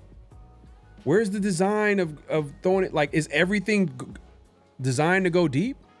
Like, where can we let a bubble screen? I don't know, a screen, and that's one of the shout out to Gruden. Gruden was the king of the short passing game. Like, he would have creative ways to get the ball 5 yards out, 7 yards out. Yeah. You know what I mean? Like, he would find creative ways to get, and I'm not seeing that. I'm not seeing that from Chip Kelly. And I sent you this today. Former tight end Logan Paulson had a really good breakdown about Chip Kelly's offense and how, like, he hasn't really transitioned from college to the pros. And a lot of it has to do with spacing and the design of the offense. And I'm like, man, like, he attributed the interception that Geno threw against the Chargers because, in college it's a different hash mark. So, like, the spacing, the football field is a lot bigger compared to the NFL. You know what I mean? The spacing is different. And he's saying that the offense isn't really, that Chip Kelly isn't really adjusting to the NFL right now. And some of it has to do with, him just adjusting, but also, like, it's also affecting the pass game, the way offensive linemen are blocking, the way the run game is getting keyed on a little bit. Like, the teams know when the Raiders are running the football. Like, it literally, it feels like the team knows every time. Like, I know you watched the game last week, but it was like, bro, they were blowing up the run game, like, with ease. I know they got some good defensive linemen, but man, it was almost like they knew that the run was coming every time. Yeah. And I know we talked kind of off camera, and I brought this up before, but for part of the interception in that first play was, and this is still to blame on Chip Kelly. It's like, it's not. Yeah. This might be even worse, actually. But we ran the exact same play out of basically the same formation, but instead of trying to pass it to Brock Bowers in a situation, we tried to pass it to I think it was Trey Tucker, where we ran that little run action to the left. The difference is week one, the Patriots bit off that run action. Jeanty didn't move a muscle either week. In week one, they bit off that run action. The second week, they didn't. The second week, they were like, we're gonna make you prove that you can run the ball, because we saw that you couldn't run it week one, and they stayed right there. And as a result of them staying basically where they were, they were able to get a fairly easy interception. But the thing about Chip Kelly's offense is that I've seen it at UCLA. So a lot of people were like, oh, you know what? When he's at Ohio State, he's used to having superior athletes, and that's why, But he only spent 1 year at Ohio State. The rest of the time he had spent in college, I think from like 2018, he was at UCLA until 2024. Up until he went to Ohio State. The rest of the time he's at UCLA, where they never get the better recruits. He's working with 3-stars and walk-ons. So it's not a situation where he doesn't know how to get the best out of, players that aren't, that weren't highly recruited or super highly talented. Perfect example is Carson Schlesinger was a guy that he brought onto the team. That dude was a former walk-on, right? We look at Greg Dosage was a guy that's in the pros as well. Former walk-on that walked on. I think walked on at wide receiver. He turned him into NFL caliber tight end. Like, so he's getting these guys. DTR was a guy that played wide receiver at Bishop Gorman, played 1 year quarterback. He got him into his system. He was able to get him to the NFL. So he's used to having guys that are less talented. And all we heard all offseason was, man, like anytime they could say it, or it was something they could reveal, or especially, I think it was especially after the joint practices started, or after they had that open practice, is like, man, the Raiders are using Jeanty a lot in the passing game. Like, they are throwing the ball to Jeanty a lot in the passing game. Like, he's heavily involved in the passing game. He's going to be a big part of this passing offense, and it just hasn't happened yet. And I don't know if it's just a virtue of him not calling the plays because he's not comfortable, or just maybe just being a bad play caller, maybe just being a bad play caller. But I don't think that's the case, because when he was with Philadelphia with the gimmicky college offense the first time, I think they won like 11, 12 games his first year. They were one of the top offenses in the league. Deshaun Jackson had his best year as a pro. Jeremy Maclin had his best year as a pro. LaShawn McCoy had his best year as a pro. All of these guys had their best year as a pro. That's when he was running a weird, strange scheme with guys, that weren't necessarily his guys.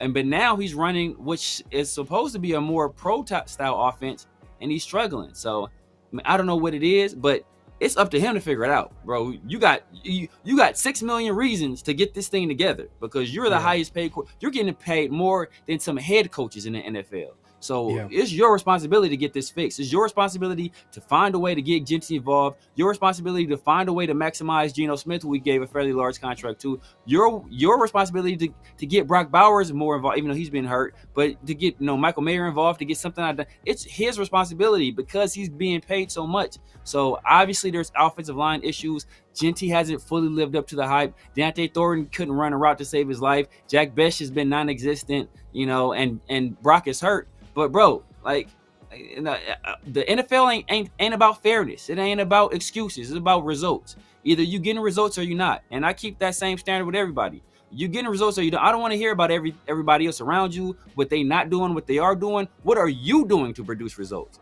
And so far, nobody in this offense has been producing any kind of results outside of Trey Tucker last game and Jacoby here and there, and Brock in week 1. When he was healthy, right? And Brock right now, he's playing on one leg. It's obvious. Like, I seen that first pass play where they throw, it might have been the first pass play to him, but it was a throw in the end zone where he tries to get up. When I seen him try to get it, I was like, bro, that's not Brock. A healthy Brock would have he would have high pointed that ball. He was waiting for it to come. I was like, yeah, bro, he's not all the way there, bro. He's not all. He's playing hurt.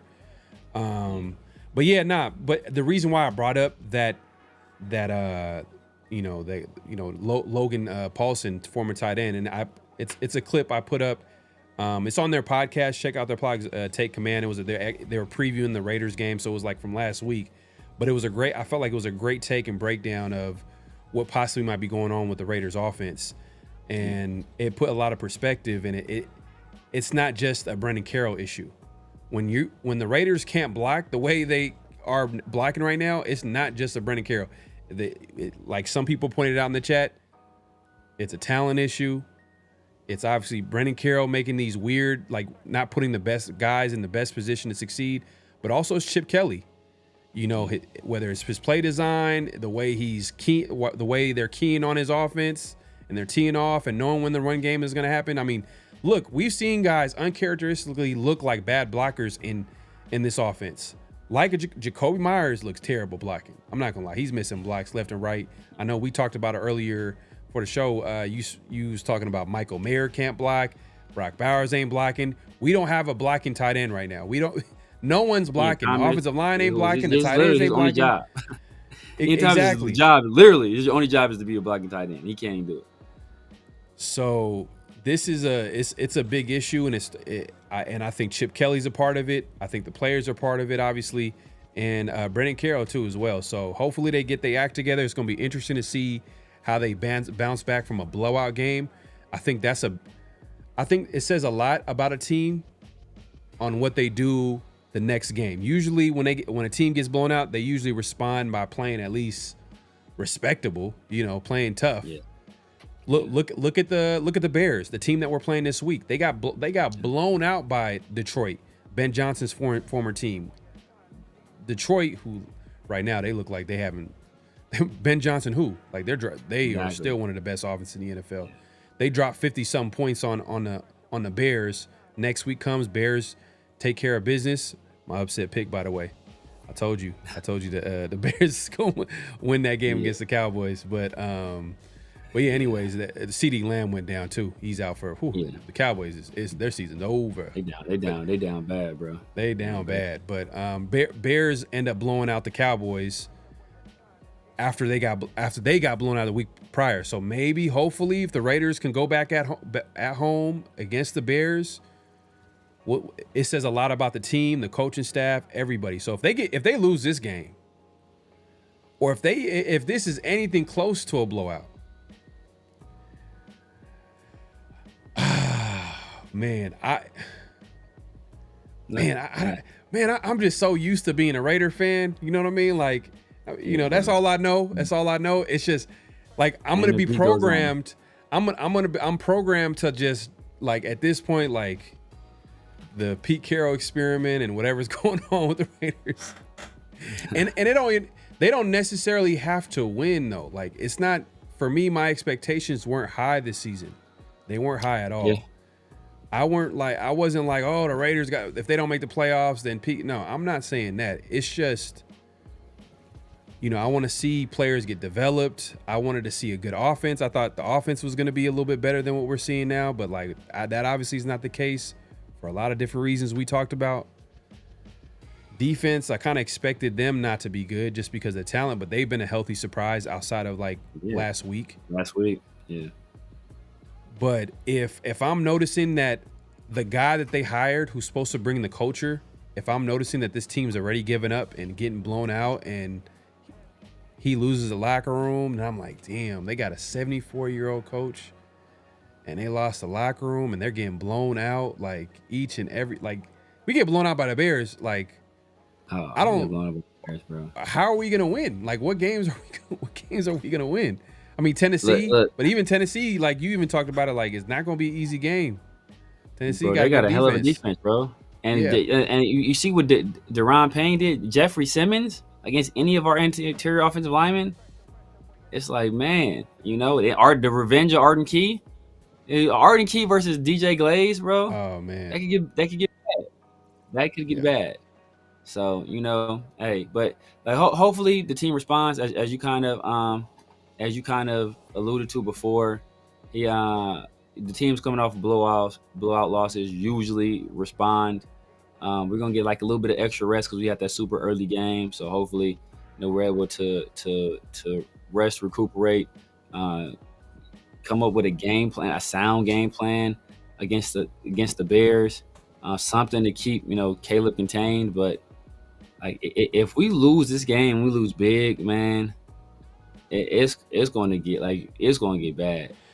What happens if it's a great game, the Raiders respond, like the offense looks cool, but if they lose, it's a close game and they lose it. Are you still going to be like, damn, like are you going to be still down on this coaching staff and the team moving forward? Or for me, it's if like I'm looking at how they respond, like exactly what adjustments have they made? Like what adjustments have they made? Because they have to. At this point, we've seen 2 straight losses, 2 straight games, 3 games actually. I know they won the week 1, but we're seeing a common theme with the team that is not going away. Like, what are the adjustments that the coaching staff are going to make? Are they going to leave in are they going to bring an extra offensive lineman to have max protection to give Geno time to throw it down the field? Are they gonna what are they gonna do? What are the adjustments? I want to see what that looks like. On top of that, I want to see how the players respond. Are they gonna come out and play harder? And that's something to pay attention to. But as far as like the outlook of the season, I don't know why people are like really like stuck on like, oh man, we got them. It's not playoff or bust with this team. I never looked at it that way. I know Severe, you never looked at it that way. But it is what it is, man. It is what it is. We see everybody pulling up, man. Appreciate everybody coming through. Yeah, Alex says underrated, good defense, Titans. Simmons gonna bury Parham. Everybody's coming with Parham, man. But even Parham, I'm not gonna lie. Was it Parham at right guard last year? He was at right guard last year. He was. He better did at not right look guard this last bad. year. He did not look this bad, bro. I don't. You can criticize Parham all you want, but he did not look. He looks terrible. He looks like he shouldn't be on the field. Exactly. So why would you move a guy that was at right guard last year? Might have been okay at right guard, and that might be, you know. But it's just. But see, you know what it was? Parham and JPJ are close. So like when you have that kinship, I think we heard like JPJ talk about him. I think when the time he was hosting the Rush podcast for Max, and he brought up Parham, and he talked about how much he loves him, about how physical he is, and all that stuff. He brought that up then. So there's already, when you have that kinship with the person, that already creates like a natural chemistry between you guys on the football field. So like there's going to be a synergy there. You know, and it doesn't have to be conscious. Sometimes it's subconscious, but like there's some kind of chemistry already there between them because they're close friends. So when they're playing right next to each other, they're going to be able to play off each other. That communication is going to be on a different level because they have that kinship. But now they're on the opposite sides of each other, and you have basically like a complete stranger in the middle that's never done that, like never done it before. Like Parham's been a center, JPJ's been a center, so they both understand. So they've both been centers, moved to guard, and now they move somebody that never played center in their life, you know, outside of a few snaps here and there, to center. So between the two guys that were communicating well when they got, you know, when they were in the games together down the stretch of the season. So just these missteps, man, it's just, you know, like you alluded to, man, if we lose this game big, it's gonna get nasty. If we keep it close, I think people will remain hopeful. You know, I kind of already know what this season is going to be, but you know, if we keep it respectable, I think people will stick around, and their hopes and their heart will still be. We gotta be clear though. It can't just be any type of close. It can't be one of those games where we had the lead, but we just gave it away, and like it's. I'm talking about when I say close, I mean like we actually see improvements. Yeah. Let's see some type of improvements from the offensive line or the offense itself. Like, what are the adjustments? That's what I'm going to be paying attention to, because come on, bro. This is a game where, you know, obviously, you know, Pete Carroll's like, I didn't expect this. And, you know, I need to do a better job of preparing enough. What is the adjustments like after we're approaching the quarter of the season right now. Literally this Bears game is going to be 4 games into the season's first quarter of the season, 17-game season. Man, but shout out to Omri Kron. Let me just stress. I'm more like as long as they don't drop interceptions and forcing turnovers and stuff, because Luke Master ain't getting it. The Darius Smith and trade JPJ for a lineman. First of all, who's gonna trade JPJ for a lineman? If anything, they're gonna try to keep their lineman if they're trading for a lineman. Why would they trade? It doesn't make any sense. Zadarius Smith, I think, got picked up. I think he got picked up by the Eagles. Yeah, we brought Luke Masterson and Shamar Bartholomew in for tryouts. Bartholomew, man. Whew. Yeah, that's what my word, my thoughts exactly. My thoughts exactly. I was like, yo, I don't know who this dude is, but he sound weak. Bro. He sound Bartholomew weak. sounds like a character off of Arthur. You know? Exactly. Downton Abbey. But yeah, man, it's the thing about it, say, like, what pissed me off about that Pete Carroll quote, and I know we got to move on. I know we got to get flag on the play. What pissed me off about that quote though is that, bro, you're 80 fucking years old. Like, how did you, like, you shouldn't be surprised by anything on an NFL field. You've been coaching since the 70s. Like, not made up, literally coaching since the 70s. There shouldn't be anything you see on a football field that surprises you at all. Like, nothing at all. We brought you here for this very reason. So to be like, oh, I wasn't expecting this, or I didn't see this come. Like, what? How did you not see this come? Like, bro, you should recognize the signs before anybody, because you've been in these situations innumerable times.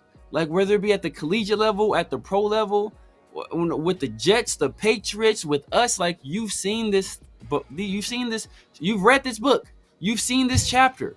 You should know what's going on. So I don't know, bro. Maybe he forgot. Maybe the early onset is kicking in, and he just forgot. You wild. Yeah, man. It's tough. And another thing too, I want to see some of these guys that were inactive play. Like, what's the purpose of having, Mostert? Like, what was the purpose of him making a team if you're not going to allow him to play? What are we doing with Mostert? That doesn't make any sense.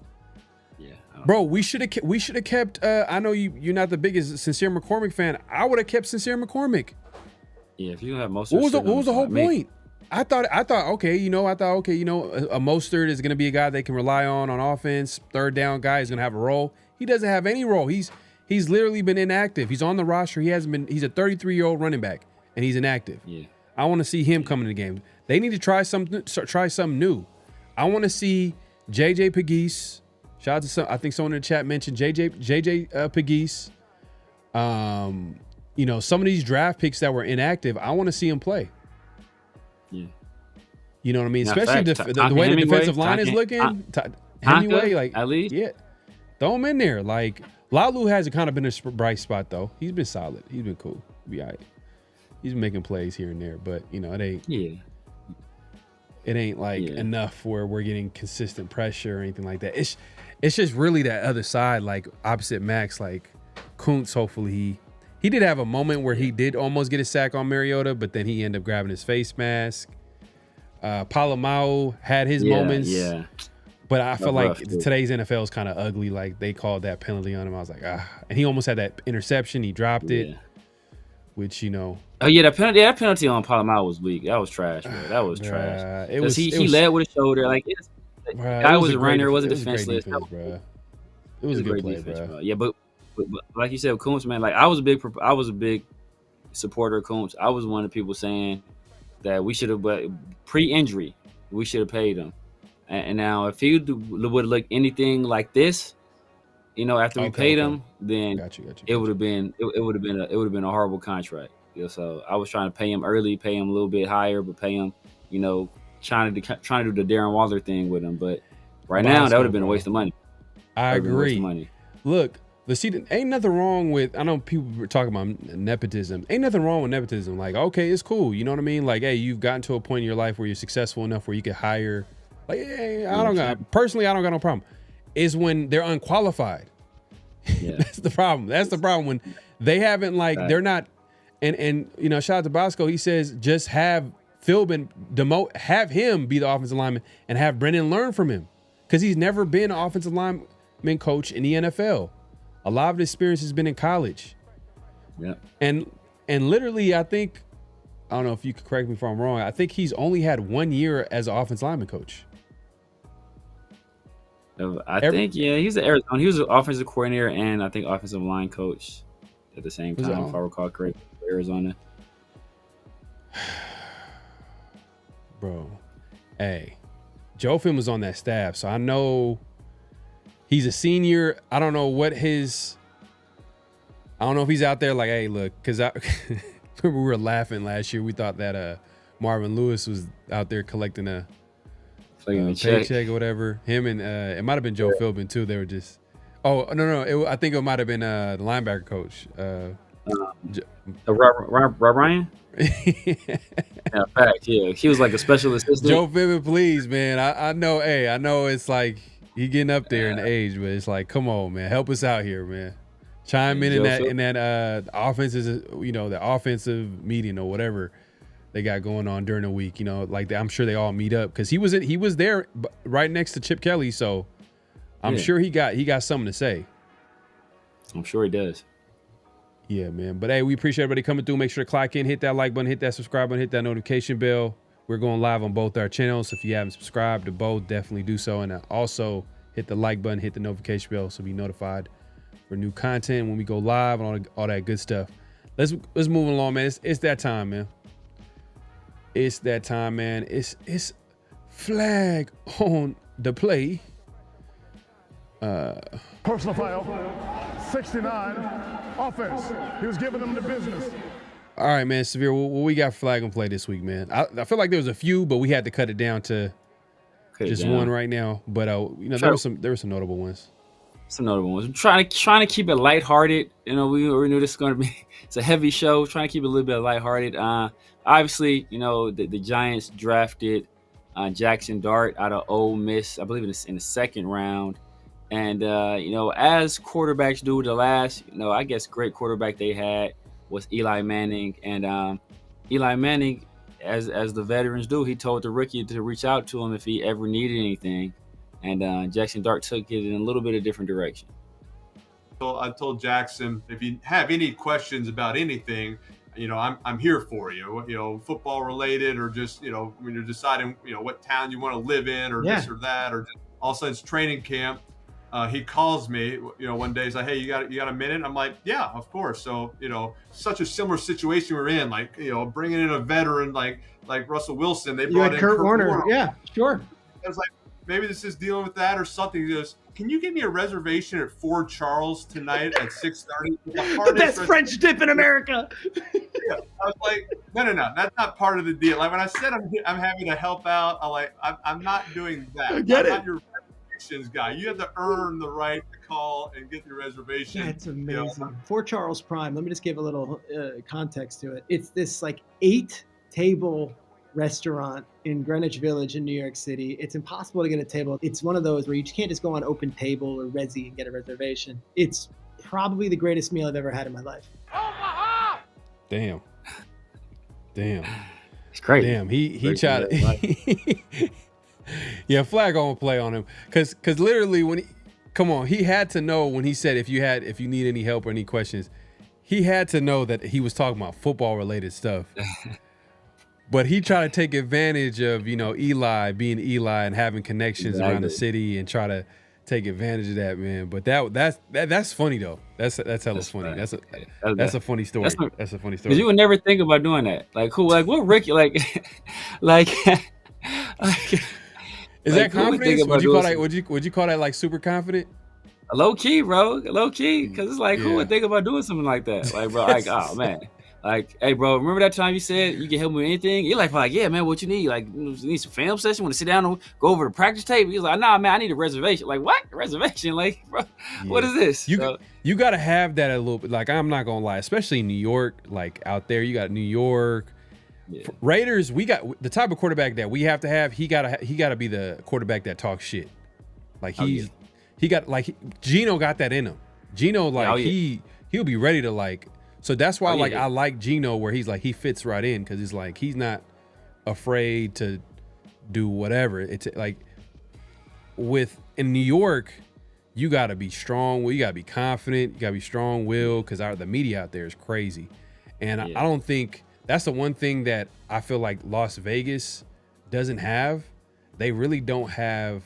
Shout out to everybody in the media. I respectfully but it ain't like the Bay Area media. Like, it ain't no Tim Kwamge's or whatever his last name is. I always mess up. I always butcher his last name. But I seen a clip the other day of when he almost got in a fight with John Herrera, like the guy had me rolling, dude from the Raiders. He was about to square up with him, man. Like, I'm exaggerating, but he was like literally like, "Don't get your hand off me." He was like, "Get your hand." Yeah, it was getting heated. I remember that. Heated. Man.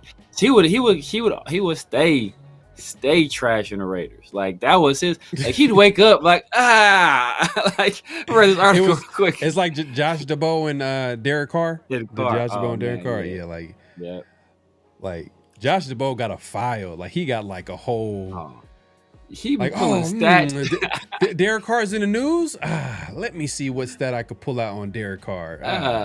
He had stats for everything on Derek Carr, bro. Whew. If there was a negative stat regarding Derek Carr, Josh DeBow had that thing bookmarked for sure. That's the wrong person to have an enemy with. Josh DeBow, he's petty. Bro, he keeping receipts, bro. He keeping receipts on everything. Oh man, that's terrible. But yeah, like, that's the one thing I'll say. Las Vegas media is kind of like, it's super chill. Like, there's not really anybody that like goes at the players, the coaches, or there's no one hyper. I feel like there's no balance. I like balance. Like there got to be, for every Tim, there got to be someone like that's going to be a little bit more reasonable, probably a little bit more positive. But there's Tim. But like I don't think we have that in Las Vegas right now. I feel like everybody's kind of been super positive, overly positive. Super well, positive. You know what? I will say. Vic was cool. We have Vic. Cool. We have Vic. Tashawn. Everybody, but see, Tashawn, the same thing. Everybody that's critical. Usually the fans hate him. The fans hated Vic. They for sure hated Tashawn. I like Tashawn. I like Tashawn, bro. Like I like Tashawn. I like he's people honest. that are objective and that'll keep it real. Like that. Yeah. I don't feel like I'm being BS. Like Vic was that way. Tashawn was that way. Like Adam Hill, he's a little bit that way. I like Adam Hill. Adam Hill got a little bit like, oh, he's just disgust. Like exactly. I That's the same thing I was thinking. Yeah. Adam Hill got cool. that. Got Adam that. Hill's like cool. He smelled like that. Who just farted? He like who just farted in here? Adam Hill. He's not. I could tell he's not afraid to be critical. Like I see. Shout out to him. With Vinny, they do they're with the Las Vegas Journal, I believe. Yeah, Las Vegas Review Journal. So, yeah, Adam Hill is actually he's pretty solid. But outside of that, I feel like everybody's kind of cool. You know what I mean? It's not super overly critical like that. Everybody. Vinny is super positive. We talked about Rajon plenty of times. He's extremely positive. You can't say a bad. He shall not be named, bro. He should not be named, bro. I don't even want to go there, bro. That's a whole. That's a whole different conversation. Playoff. Y'all figure the rest. Yeah, right, man. That's our flag on a play. I guess we're the ones that didn't make the cut. I think it was Lamar saying he wears perfume. Perfume. That was like I never understand. Like, why were you wearing perfume? Like, and his reasoning was hella weird. It was just like, weird. It's okay to like the smell of perfume, but like he wants it on. Yeah. Like he said, I like it. I like the smell. I was like, what? Like, it's weird. Yeah, that was weird. I can see like they have like unisex scents where it's like, but you usually out here wearing perfume, bro. Smell like yeah, we're like wearing White Diamonds by Elizabeth Taylor. Like what? Like come on, bro. I don't know, man. That was strange. What's another play one? On. I think I sent you the one from Jeff Teague and them where Jaylen Brown couldn't get any of his teammates to answer the phone. Then as soon as Jeff Teague called him, I was like, "Eesh." Was Jaylen Brown there? He wasn't there, right? I don't think he was. No, I don't think he was there. Yeah, because I thought he was there. I was like, oh, that's so awkward. That would be even worse. That'd be even worse. Yeah. Damn, that says a lot about Jaylen Brown. But Jaylen Brown, I can see Jaylen Brown rubbing people the wrong way though, cause he's like super smart, like hella smart. I think he's like was an engineering major. He's like hella smart. Like I think he graduated early. He like super smart.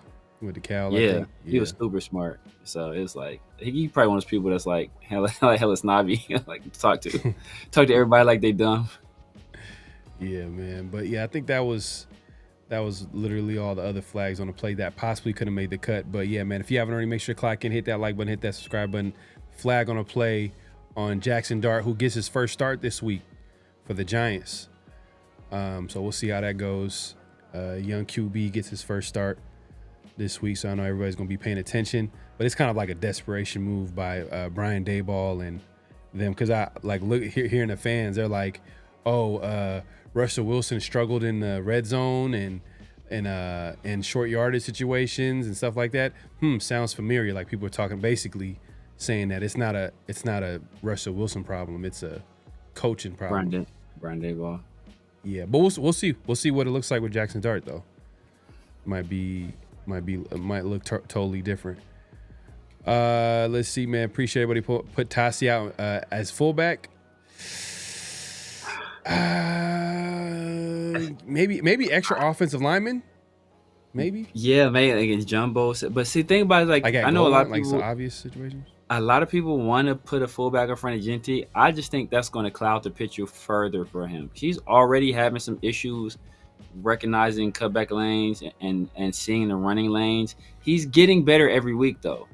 So I don't want to throw a wrench in it right now where he's starting to progress and he's starting to see things as the picture's starting to get a little bit clearer for him. Do you throw a fullback in there? Did he not play with a fullback in college? He did not play fullback in college. At all? At all. I think he played primarily a shotgun too, if I recall correctly, or a pistol, if I recall correctly. I gotta go back. I gotta go back and look. I can't remember for sure. Man, shout out to everybody pulling up. But yeah, man, let's get to actually notable quotables real quick, man. So here, if you want to give the first notable quotable. I mean, obviously the elephant in the room. I don't think we got to address it yet, but Ryan Clark, he made headlines, went viral, mega viral, especially among Raiders community. Got real personal with Ryan Clark and some Raider fans about his comments about Ashton Jeanty. So, obviously all you guys are here, but for those of you who haven't, you can listen to it right here. Yeah, let me pull it up here in just a second, man. If you haven't already, make sure to clock in, hit that like button, hit that subscribe button, hit that notification bell. But yeah, here we go. 40 on Ashton Jeanty. What's Ashton Jeanty's it factor? Because when you got it, and it pops. We see it at some point. Mm-hmm. Fred Taylor had it. LaDainian Tomlinson had it. Mm-hmm. Adrian Peterson, Saquon Barkley, Christian McCaffrey, Bijan Robinson. We saw it. Right. You saw it early. Even if the statistics didn't say, oh, he rushes for 100. Bijan was seeing. Right, it was something early. Right. Where's Ashton Jeanty's? Ashton Jeanty doesn't have that it factor. And I don't think this is a load management thing. I think this is a production thing. This is a pop thing. I remember when Trent Richardson was going to Cleveland. I'm an SEC guy. I'm telling Coach T, I was like, Coach T, like they got Trent Richardson, like we got to be ready. And he said, here's the thing about Trent Richardson, RC. He said, he doesn't deliver punishment, he just absorbs it. He said, and children get tired of hitting him. He said, grown men won't. It's the same thing with Ashton Jeanty. Ashton Jeanty's playing at Boise State. He's getting a ton of carries, and young men got tired of hitting him. These boys up here, you think Derwin James gonna get tired of hitting him? Looking forward to it. You know what I'm saying? Like you think these backers in the league gonna get tired of hitting him? It made me wonder when Ashton Jeanty only did drills for the pro day. What's his 40? Shout out Severe. What's his explosion? Explain that to our audience. When you say he only did drills, so we have no 40 on Ashton Jeanty. We have no broad jump on Ashton Jeanty. We have no pro shuttle on Ashton Jeanty. We have no vertical on Ashton Jeanty. All of these things that tell me how dynamic you are. And Cam knows this as well as I do. People who are dynamic, people who are explosive, love nothing more than to peacock and show it off. To show it. When you look at Saquon Barkley's combine, when he ran 4.4 flat, he was disappointed because he thought he was 4.3. And so to me, Ashton Jeanty doesn't have that pop, doesn't have that thing that makes him different. And I don't believe it's load management. It cut off. I believe it's production Okay, based. before we go to Camden. Bro, what's Ashton Jeanty's? Yeah, I think look, that's enough. We got the gist. Yeah. And look, first off, I want to say this, man. First of all, I feel like that's hella. I feel like it's unfair. It's only been two, 3 games. I get what he's saying. Yeah. Like I feel like a lot of people have been criticizing Clark. I get what he's saying. He's saying the eye test. He's talking about the eye test. That's pretty much the majority of what he's saying. He's not talking about production. He's not talking about how many yards he has. He's saying like just looking at what.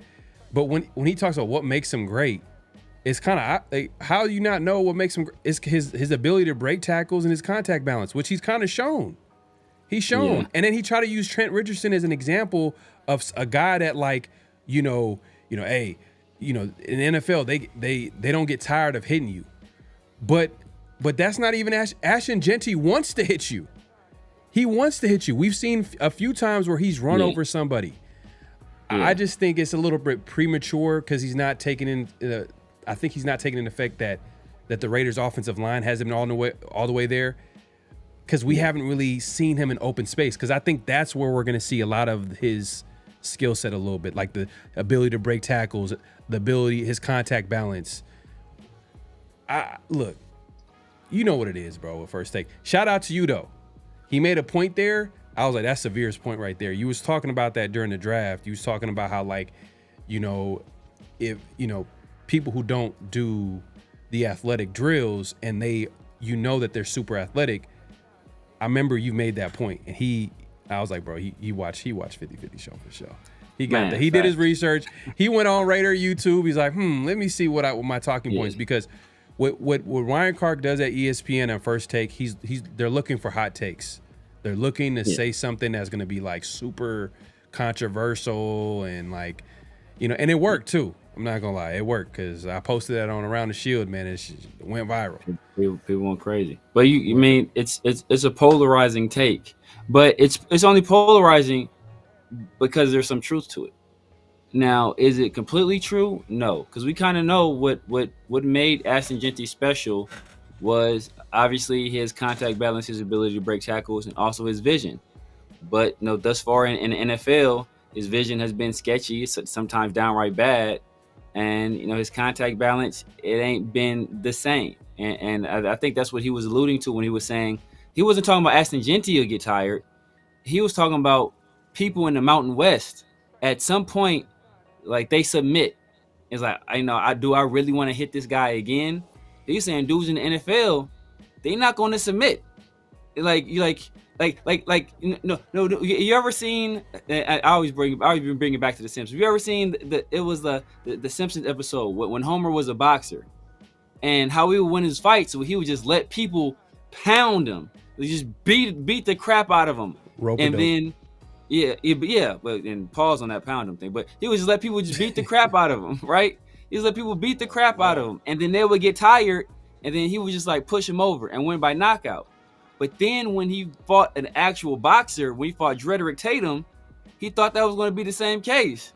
And they told no, they were yelling from the crowd, no, Homer, he's not going to get tired. And that's kind of what Ryan Clark is saying, no, man, these people are not going to get tired of hitting you.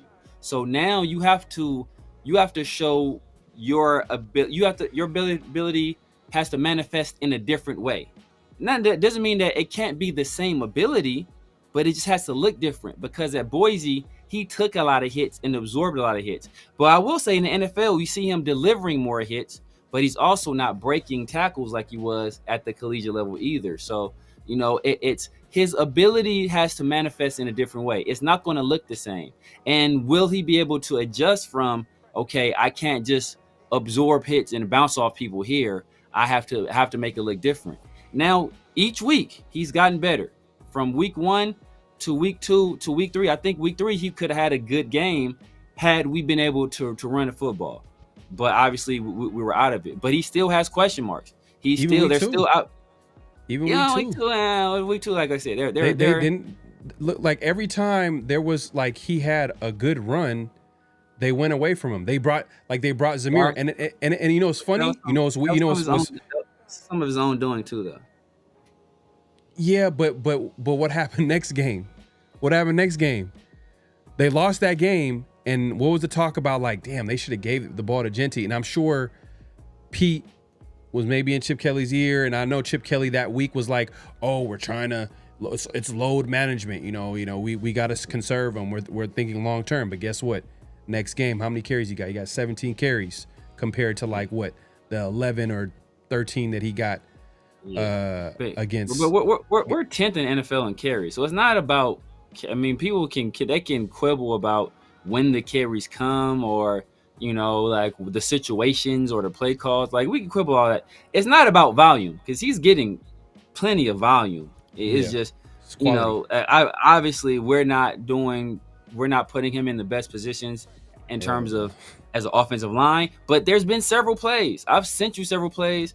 Marcus had put like 3 or 4 plays on Twitter saying look, Jeanty had a wide open lane right here. He's not seeing it. Right. We can quibble with the offensive line, we can quibble with the play calling, but people don't want to assess any blame to him. And that's where the issue, everybody plays a part in it. Is it all just him, or is he trash or a bust? it's way too early to say he's going to be a bad player, or anything like that.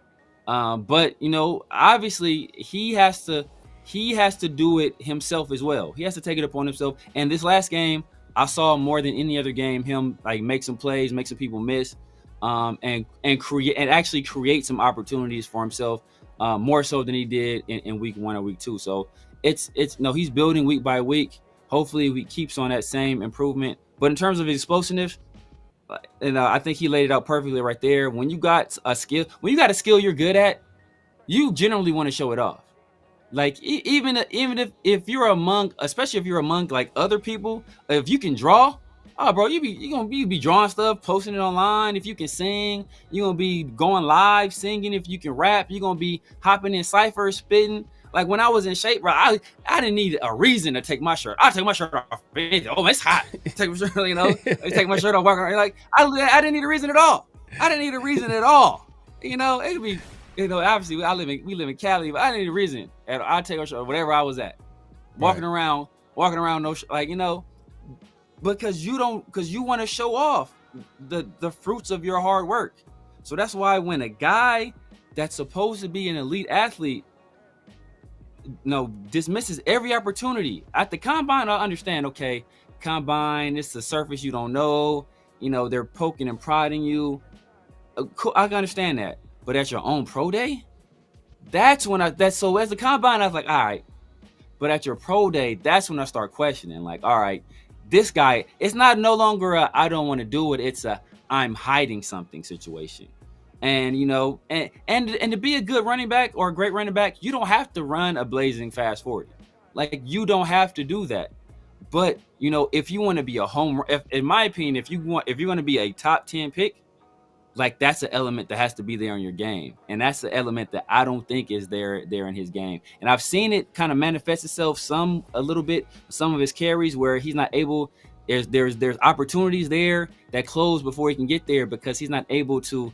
Hey, bam! I put my foot in the ground and I'm through this hole. So it is affecting it a little bit. But he has his talents, he has his skill, and his talents and skills I think are some of the most important for a running back to be good, and that's his vision and his contact balance. Yeah, me personally, man, I think he took the approach. My opinion, I think he took the approach of I have everything to lose if I do a workout. And he was right. He was ultimately right. Because imagine if he did it right. And I'm not saying that you're wrong. Imagine if he did it and he didn't run a 4.3 40. If he didn't have, that blazing speed, then that would be a knock on him. Like, you know what I mean? Another reason why a team shouldn't draft him high. And guess what? Everything that he made a bet on, basically, whoever his team was, because I'm sure it was him. It was not just him; it was his agent and people representing him. It worked. The Raiders drafted him number 6. Not fact, but that I think in your argument you made my point. You made my point. You know what I mean? Like if Henry Ruggs wasn't worried. Like, ooh, like what happens if I run this 40? Like, Henry Ruggs, that wasn't on Henry Ruggs' mind. Like, see, Chris Johnson was thinking prospects, about, though. Two different prospects. Yeah. Though. Yeah, but my point is that all these other running backs, these top running backs, they all ran the 40. Like, all these other guys ran the, and there were questions about his top end speed. So not like that wasn't a question. Right. So obviously he didn't want to give. There was already question marks. He didn't want to validate. Like it's like it's not no insult to him, but what they say, it's better be thought of than open your mouth and remove all doubt. It's like better. I'd rather people think I'm slow or think I may be slow than me go out there and run, and now they can say, oh yeah, he's slow. Like right. So it's one of those situations, in my opinion. But like I said, you can still be a very good back. Even a great back without that, you just won't have that home run ability. And I don't think he has that ability. We'll see. I mean, if you have that ability to break tackles, if you have that contact balance and you have good enough speed, then you can have that home run ability. You know what I mean? Some guys. When I say home run, I mean the ability. ability to make a big play, and even take it to the house because you have the ability to break tackles. Because then you'll be able to create ways to get to that level, that level of that second level, that third level of the defense, because you're breaking enough tackles. You're able to be upright to get to that level. That's all I'm saying. Because there's some guys who don't have that level of contact balance, but they got blazing speed though. Yeah. So if they just find a way to get that corner or they break that one tackle, then they're gone. But a guy like Jeanty, like arm tackles ain't gonna get it done. You know what I mean? No. And he's shown it, bro. I'm seeing it, bro. I'm seeing the quickness. I'm seeing the his ability to break tackles. I feel like anytime a DB, he's one-on-one with DV, he's gonna run him over. He's like, bro, he did it last game with their safety last game. We've seen it in the preseason. We've seen it in the regular season. He did the Chargers too. I forgot they had a corner. Yeah, the first was it the first play of the first run play in the Chargers? I think he ran over a corner too against the Chargers. And you look at the numbers too. You see like he has 144 total yards and 145 yards after contact, which is a crazy stat. He has more yards after contact. Yeah, but I don't want to get into the weeds on that. But like I said, some of that is of his own creation. Because I've seen situations where he doesn't hit the hole fast enough, and the guy, grabs him by the arm in the backfield, and he's not going to arm tackle him in the backfield. And I'm not saying all this to say that he's perfect. I'm not saying he's a rookie. He's a young player. He's going to make mistakes. I think the situation he's in too as well is kind of a tough situation where it might be affecting him a little bit, like where he's hesitating. Shout out to Rundown. We were talking about it like he was tap dancing in line a little bit. He was a little tiptoeing instead of just hitting it. You know what I mean? But it's an adjustment when you have a line like this, and it's like, you don't know when it's gonna open up. You don't know where it's gonna it's just and it's not just the line. It's the tight ends too. Like I said, like the first run play against the Commanders. I think he was a massive hole to the right side, and he recognized it. But Michael Mayer was getting blown. I forgot who was blowing Michael Mayer, but Michael Mayer was getting blown up by somebody, and they damn near pushed Michael Mayer right into Jeanty. So that's an opportunity right there that he didn't get to take advantage of because not necessarily the offensive line in that situation, but because a tight end, a skill player. We talked about Brock Bowers already. I seen Brock Bowers getting his ass whipped by some linebackers and some safeties. I seen Ian Thomas get his ass whipped too. Jacoby Myers missed some blocks. So right now the run game is it's in shambles. Yeah, bro. I'm kind of disappointed with Chip Kelly though a little bit. I know the offensive line's been terrible, but it's just like, bro, that's the one thing. I know we could look. I know we want to talk about Pete Carroll and his age and Brendan Carroll and some of the moves, but I'm like, what is Chip Kelly's adjustment to what's going on right now with this offense? What is he like? Why are you not getting Jeanty involved in the pass game? I understand. Maybe he's in there to chip, to pick up a blitz because teams are blitzing the Raiders. Raiders offensive line like there's no tomorrow because they're doing a terrible job of picking it up. They're running stunts, they're doing all that. They've been doing that since game 1 of the season. But find a way to get Jeanty the ball in space because he exactly. It's and like get him some confidence. Get him some confidence early in the game and let him get rolling. Because if he gets confidence, he's not gonna be tiptoeing through the line no more. At that point, he's like, okay, I'm back. I'm me. He gonna be doing his thing. But if you're not getting him confidence early and he's getting hit early, getting hit behind the line of scrimmage early, that's when he's like, okay, well, dang, where are they coming from? Okay, well, dang, that last play he got beat. He's gonna beat him again. That's when that doubt starts to creep in your mind. So they got to get, like you said, get him in space, get him some screen passes, get him some little dump offs. Let him get out there. Let him run over 2 or 3 more corners. Let him get a run over a corner the first 2 or 3 plays of the game. At that point, he's like, all right, bam. Now it's game on. Now I'm rolling. But we're not doing that. We're not doing that. Shout out to Raider Allegiance Loon in the building, man. Appreciate you coming through. He says, how would Jeanty do behind Philly's offensive line? I'll tell you this, though. We'll see a lot of what makes Jeanty special. Because he'll be able to showcase that because he'll be able to get in open space. He'll be able to get to that second level. The offensive line will get pushed because the Phillies offensive line is one of the best in the league. So we'll be able to see what makes Jeanty more talented. And then RC could just make a better assessment of what Jeanty is. But he ain't, man, it was just hot take. You know, first I mean, come on, bro. He was That's what it just, is. but he did make a point that you talked about, and I was like, damn, that's right when I heard it when he was talking about the peacock, I was like, oh, that's severe right there. The whole time I was like, oh, bro, he took your shit right there. He for sure. He went on YouTube. He was all like, ooh, severe rate. Oh, that's a good point. I'm gonna write that down real quick, you know. But yeah, but you know what's interesting? The reason why I brought it, I wanted to bring this up too, is that, you know, Jeanty, he's 22nd in the NFL in rushing, but he's 50 yards away from being top 10, and number 10 is actually is Saquon. He's 10th in the league in rushing, so he's 50 yards away from how much Saquon has been rushing in the NFL. And I don't, to hear that, I feel like that might be speaking to how well teams are rushing the football. They're not really rushing the ball that well to start the season. Yeah, precisely. So and look, it's and not teams just are going Raiders. more committee. And I think a lot of teams are part of the reason is that teams that are running the ball well, you know, they're spreading it around. So it's not just one guy that's getting carries. It's more than one guy getting carries. But of all the rookies, I mean, outside Cam Scatterbo just bought out. I think Quinshon bought out too. But of all the rookies, outside those two, Ashton Jeanty has been the best. So, I mean, we'll see what he does going forward. Yeah, man. If you haven't already, make sure to click and hit that like button, hit that subscribe button, hit that notification bell. So the second notable quotable was actually from Tom Brady. I feel like it was an interesting comment made because it's perfect timing. And he, you know, this is from I think right before the season with Chris Collinsworth. I think, doesn't he own PFF? Chris Collinsworth. I think he. I think he founded it. Yeah, I think he founded or he's one of the owners of PFF.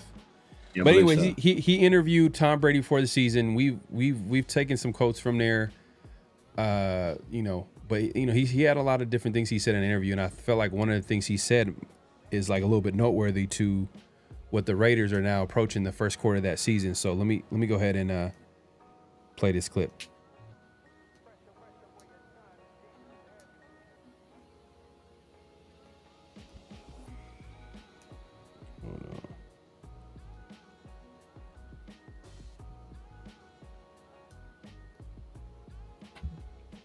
I think we battled through about halfway through the season. I would say in you know, just a normal course of a season, you really don't know what type of team you are until right around Thanksgiving.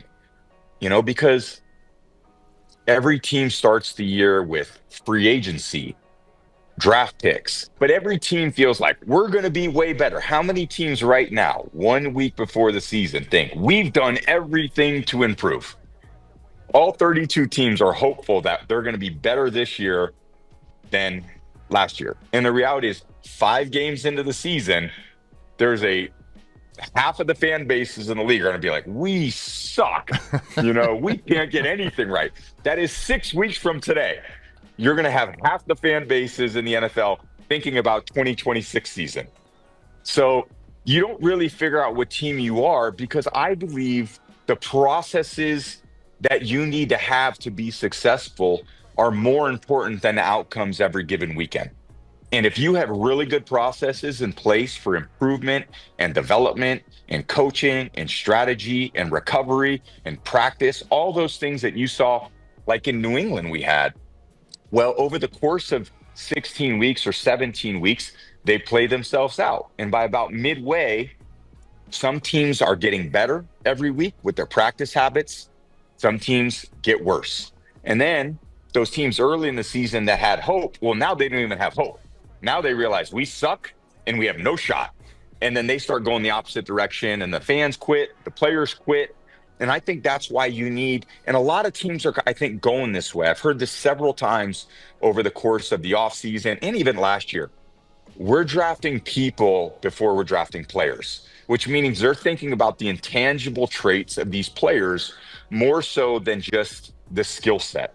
And I think I'm a big believer in that. I won Super Bowls with a lot of 6th-round picks, a lot of undrafted free agents that. All right, well, Tom Brady, he goes on to say that, you know, he played with undrafted free agents, 6th-round picks, and won Super Bowls, and won teams full of stars. I'd rather play with champions than stars, and yada, yada, yada. But The main thing that I want, and that's interesting too, if you're a Raider fan, to hear that, because Tom Brady is running stuff with the Raiders now. He's going to be in charge, so he definitely has a vision of how he wants the Raiders and how he wants it built. And he likes the intangibles.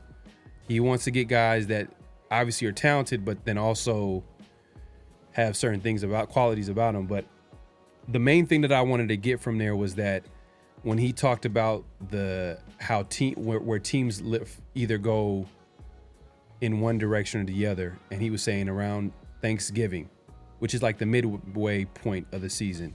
But before that, he said 5 games in, and we're kind of approaching that, the fan base saying season's over, and we're kind of like, after the 3rd game, we're approaching that 4th game, and the Raider fans is kind of saying that right now. We were talking about mock drafts earlier. People were saying that, so I thought that was funny that he brought that up. But that's why I'm like looking at it. When he said it, it makes me want to pay attention to this team and how they respond to, like, not necessarily like the games that they win, but how do they respond? Do they get better? Yeah. At what point do they get better? These young players that they drafted, do they start contributing? Do they start showing a little bit of promise? Because he came out and said it. He said, this is the formula. This is how it's done. So I'm going to apply this to the Raiders, and I'm going to see if some of these teams get better, if some of these players that they drafted, start contributing and playing better. Like, does Abesh start getting better and start, contributing to the team? Does Thornton start developing a role and start getting better as maybe not all the way better as a route runner? I think that might take another off season or two, but does he start making plays at some point where, they connect on a deep ball with a Thornton? We mentioned J.J. Pequise, Hemingway. Do they get involved in the defense? Because right now we can't get no pressure. Yeah. We can't get no pressure. I know someone the other day was like, oh, man, like, hey, that Thomas Booker trade, it's looking good so far. But I'm like, hey, great effort play that he was able to get on Sunday to force that fumble. But I'm like, we still can't get after the quarterback. We're still not getting any pressure. Yeah. That's not even his game, too. And that's not even his game. But what was your take when you heard Tom Brady? Yeah, man, my take was like, I know you let me hear that quote before, so I was thinking like, I know it. Hey, we're gonna see. I wonder what the Raiders are gonna be, and just looking at it in preseason, I'm like, all right, we're gonna go in this mug. We're gonna be looking good. We come out this thing, 3-1 maybe. That's what I'm thinking. But the Patriots, we should beat. Probably lose the Commanders, but I think we can get the Chargers and the Bears. But now, we can, at the very best, we can come out of this 4-game stretch is 2-2, and it's a possibility that we go 1-3 with a blowout loss and potentially another blowout loss if the Bears come out playing like they did against the Cowboys. So it's time for this coaching staff. There's Pete Carroll, Chip Kelly, Patrick Graham, Brennan Carroll. It's time for these guys to kind of put up or shut up. We heard a lot of tough talk this offseason, especially for Pete Carroll, about how many games he wins every year. If you win 10 games a year for 25 years, you already talked about Amari Cooper taking him 10 games, like a whole bunch of hype. So, right now, what kind of team are you, right? As Tom Brady said, this is when you see the team you actually are. What kind of team are we going to be? And it's in the hands of these players and in the hands of these coaches. Are we going to be the same old Raiders that Raider it up every chance they get, and make mistakes and don't come out there playing good effort and are undisciplined and get penalties and turn the ball over and mismanage the clock like we've done for some reason, even though we have the experience? Like, are we going to continue to do these same things that we've been doing, or are we going to decide to make that change? And it's in all of their hands. And, I'm interested to see, because we put a lot of faith in Pete Carroll, not just Pete Carroll, the coach, but Pete Carroll, the man. And we thought that, even if Pete Carroll, the coach, was a little bit older, that Pete Carroll, the man, would be able to lead us and just, through a force of personality and force of will and his experience would be able to change the foundations of this organization. So we're gonna see if that comes to fruition, because if not, you know, and if the season continues to be what it is, or what it has been at least the last 2 weeks, and if that trend continues, there's going to be some very, very tough conversations that need to be had, and some very tough decisions that may need to be made. So, you know, like now is the time. Michael Jackson once said, "I'm talking to the man in the mirror." I'm asking him to change his ways. So, you know, that's what it's time for. That's what it's time for. Yeah, I mean, Tom Brady said, what did he say? He said, like, this is where the team processes get pushed. They get, you know, like now it's time to see what the Raiders process, the current Raiders led by Pete Carroll, Chip Kelly, and everybody in that coaching staff. What is their process going to look like if they don't win games? Are they going to be able to still develop the players that's on the team? Are they still going to figure it out at some point? Are they going to go? Is the team going to give up? Like, those are things to pay attention to. And if the team does give up, like, damn, man, I don't even want to go that route. Like, I don't want to keep saying, like, fire coaches, but damn, if the team gives up, oof. Yeah.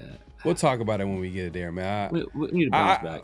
We'll a good win, a big win. All of these, it'll erase these memories, right? We were riding high after week 1. We were feeling good. We were feeling good. Right. Like, oh damn, Gino out there threw for 300 something. You know, like the defense looked good. We got an interception. Like, we was feeling good. And these 2 tough losses, you know, but if we get a big win, I think that will turn the tide a little bit. Hopefully, you know, in the hearts and minds of the players, because as I said, just the effort out there, it was non-existent, and that goes directly to the coaches. Yeah. And so we'll see how it looks like this game. But we appreciate everybody coming through. Make sure to clock in, hit that like button, hit that subscribe, hit that notification bell. We do got what's real, what's not, but I think I said it earlier. I just thought about it. Yeah, I did say it earlier. See, I knew it was gonna come out within the conversation. I knew it was that was conversation. That was cool, man. So man, we can say I mean, I guess we could do it. We could flip it. You know, kind of what's real, what's not. The Raiders will make a trade before the trade deadline. The Raiders will make a trade before the trade deadline. NFL trades are rare. Especially in-season trades are rare for the NFL for the most part. Because it's so hard to have them impact the team during the season. Like, it's hard, bro. Like, you know, like they have the entire offseason to learn playbooks, especially if you're a wide receiver, the timing with a quarterback and learning the playbook, you know, even other positions as well. But like if you're a pass rusher, maybe that might be an easier transition. Something in the trenches for the most part. Yeah, I think that's a little bit easier. Yeah. Like, so when you say make a trade, are you saying the Raiders are going to trade someone on their team, or they're going to trade to get somebody on their team? Either or.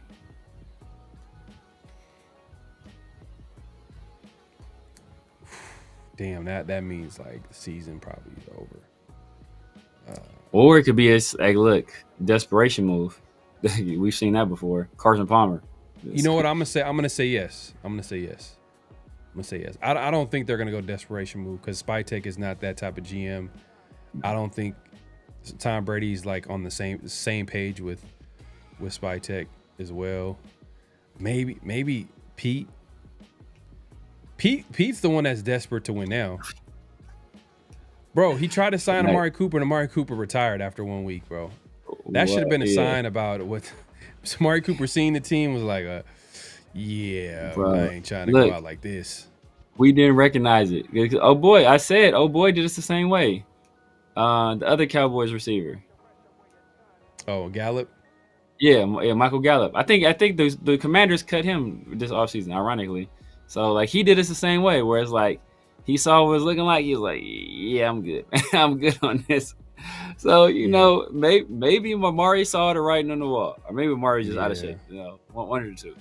But we shall see. Yeah, or some combination of the two, where it's like, look, I'm not trying to get myself back in shape to play for these losers. No, but yeah.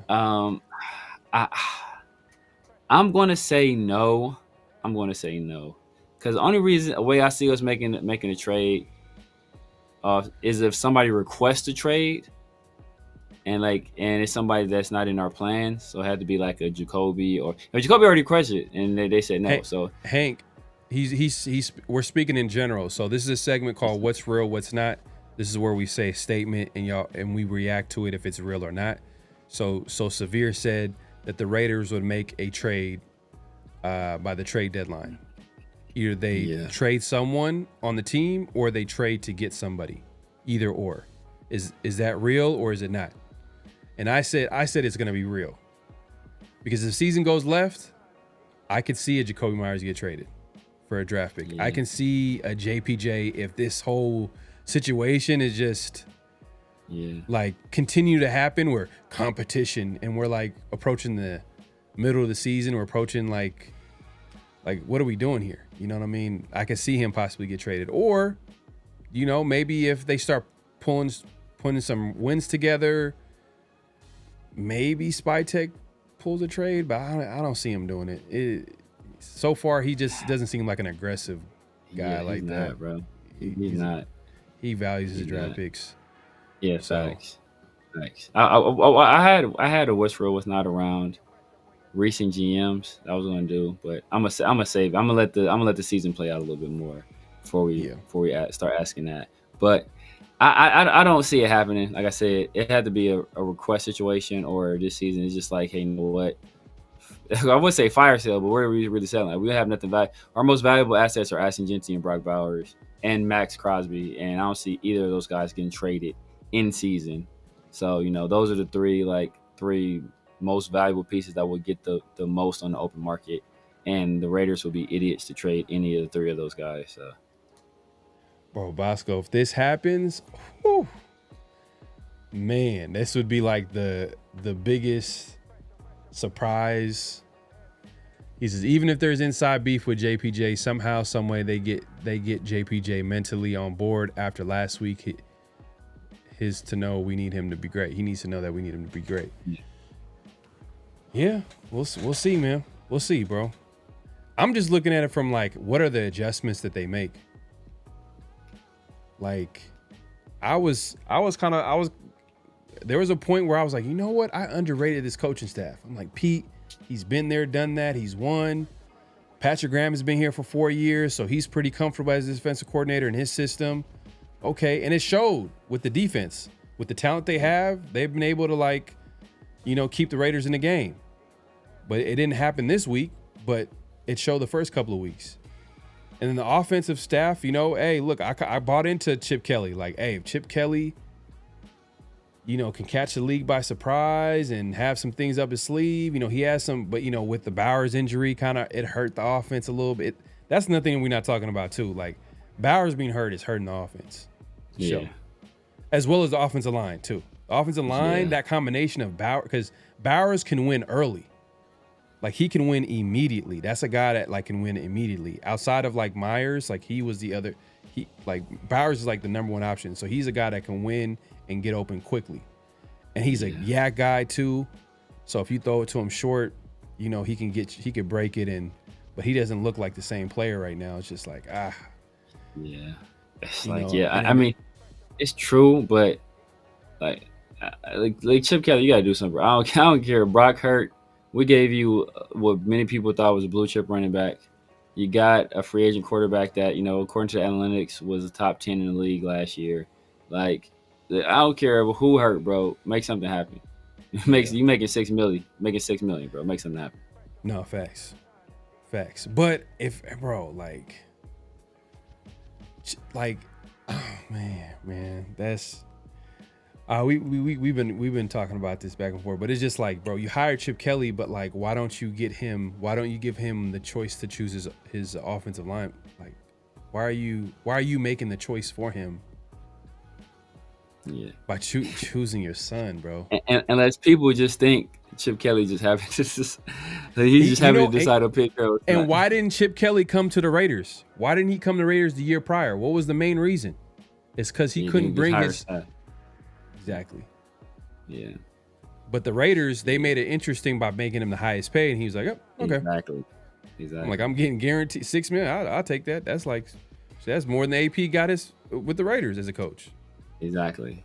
Or he might also not have no faith in AP too. Like, yeah, you get fired, I'll be out of a job. I'm cool. That, and he probably was like, you know what, like, if I'm gonna take this job, I'd rather have my staff with me, and just in case, like, I can just show out and then probably take your job. You know what I mean? Like, that's right. That's a possibility, you know? Definitely that's a possibility. But man, we appreciate everybody coming through. Make sure to clock in at this point, clock out, hit that like button, hit that subscribe, and hit that notification bell. Great show, great conversation. We appreciate everybody pulling up. We gotta talk about, sometimes, bro, this show is about like talking about the tough conversations, because some people don't want to keep it real. People want to just, you know, make it look nice and man, it's not a big deal. But we've been talking about this from literally the off season all the way to training camp, the preseason. We bring it up here and there, but people are like, "Oh man, you guys are super negative. Why do you keep bringing this up?" It's because it's obvious. People are fragile, man. It's super obvious. But now that we can talk about now people are like, "Oh man, like, yeah, you're right. It's terrible. They need to fire him." Like, now it's like, come on, bro. Like, y'all late to the party, man. Y'all late to the party, man. But hey, Severe, man, let the people know where they can find you, what to look forward to, all that good stuff. You guys know what it is, man. The Severe Raider here on YouTube, IG, Snapchat, TikTok, X, everywhere. The Severe Raider, man. Holla at your boy. Coming at you live from the 50/50 show every Tuesday evening, as well as Thursday with the Round the Shield, man, where we bring you some of the best conversations with some of the, you know, most popular podcasters across YouTube, man. We're talking that good talk. Obviously, I'm also on Sundays and Wednesdays with my guys in the Raider War Room. So tap in with us tomorrow. We will be knocking out some film from this past game, and hopefully we get to watch this film once and flesh it, because this was a diabolical contest. But if you haven't done so already, man, make sure you head over to my guy Pharaoh's channel and hit that subscribe button, hit that like button over there as well. And my guy Francis the Sith. The Raiders are sellers, not buyers. The sellers comment could be a little foretelling, a little bit of foretelling right there. But do you think Tom Brady pulls a trigger? Because he's gonna have a huge. Tom Brady's he likes to run, not doing it. Doing it. The same interview that I just played earlier, a clip of that. He talks about. He talked about mobility, and he's not like, but it seems like he's kind of old school in his thinking with quarterbacks. I don't know. Maybe I'm wrong. Maybe like he wants him to develop. I have no problem with that. It's just that he still, like, when he was like, "Oh man, like, you know, some of these mobile QBs, like, they're just one injury away from ending their career." You know, like it's every QB, bro. But I was like, "What are you talking about, bro?" Meanwhile, Geno tries to throw a block in the Commanders game and gets his shit knocked up. Knocked. Oh my goodness. Oh man. But Hank, man, like Severe was saying, man, we're here every Tuesday, 50/50 show, every Tuesday nights. And later this week, we got Around the Shield on Thursday nights. Don't miss that. We have guests. We preview the obviously the opposing team. This week is the Bears, so hopefully we'll have someone to talk to about the Bears, and we're gonna have a good conversation. So make sure to tune in this Thursday Around the Shield. Obviously next week we'll be back for 50/50 show, and yeah, just tune in. And I might do a post game. Personally, I might do a post. That was clean. I might do a post game on Sunday after the game. It depends on how it goes, but. I know Severe. Make sure to tune in, man. He does, the War Room, with Chris and 808. So definitely tune in for that every Wednesdays and Sundays as well. So, man, hey, when it comes to Raider content, man, we got it for you, bro. Sunday, Wednesday, Tuesday, Thursday, man. We got it, man. We got it locked down, man. So definitely tune in. I'm thinking about launching something I talked about already. I'm about, I don't know how many subs from 1,500. I don't even be keeping fully track. But once I hit 1,500, I'm gonna probably start a members only live Monday, probably about an hour. It's called make them mad Mondays. So I'm gonna come in there talking trash, man. You know, talking trash. Engaging. I thought you would have called it something else. I'm not gonna say it. I thought you was gonna call it something else though. I'm sure you saving that for something, I guess. Yeah. But yeah, man. Hey, we appreciate everybody coming through. Great show. We'll be back here Thursday around the Shield, man. This Thursday. Any last thoughts before we head out, Severe? No, sir. They better win. Yeah, man. We'll see how it goes, man. We're gonna be paying attention to how this team responds after a blowout against the Commanders, man. So hopefully they bounce back. But we out of here, man. We'll see y'all soon. Peace. Just win, baby. Hello? You play to win the game. You don't play to just play it.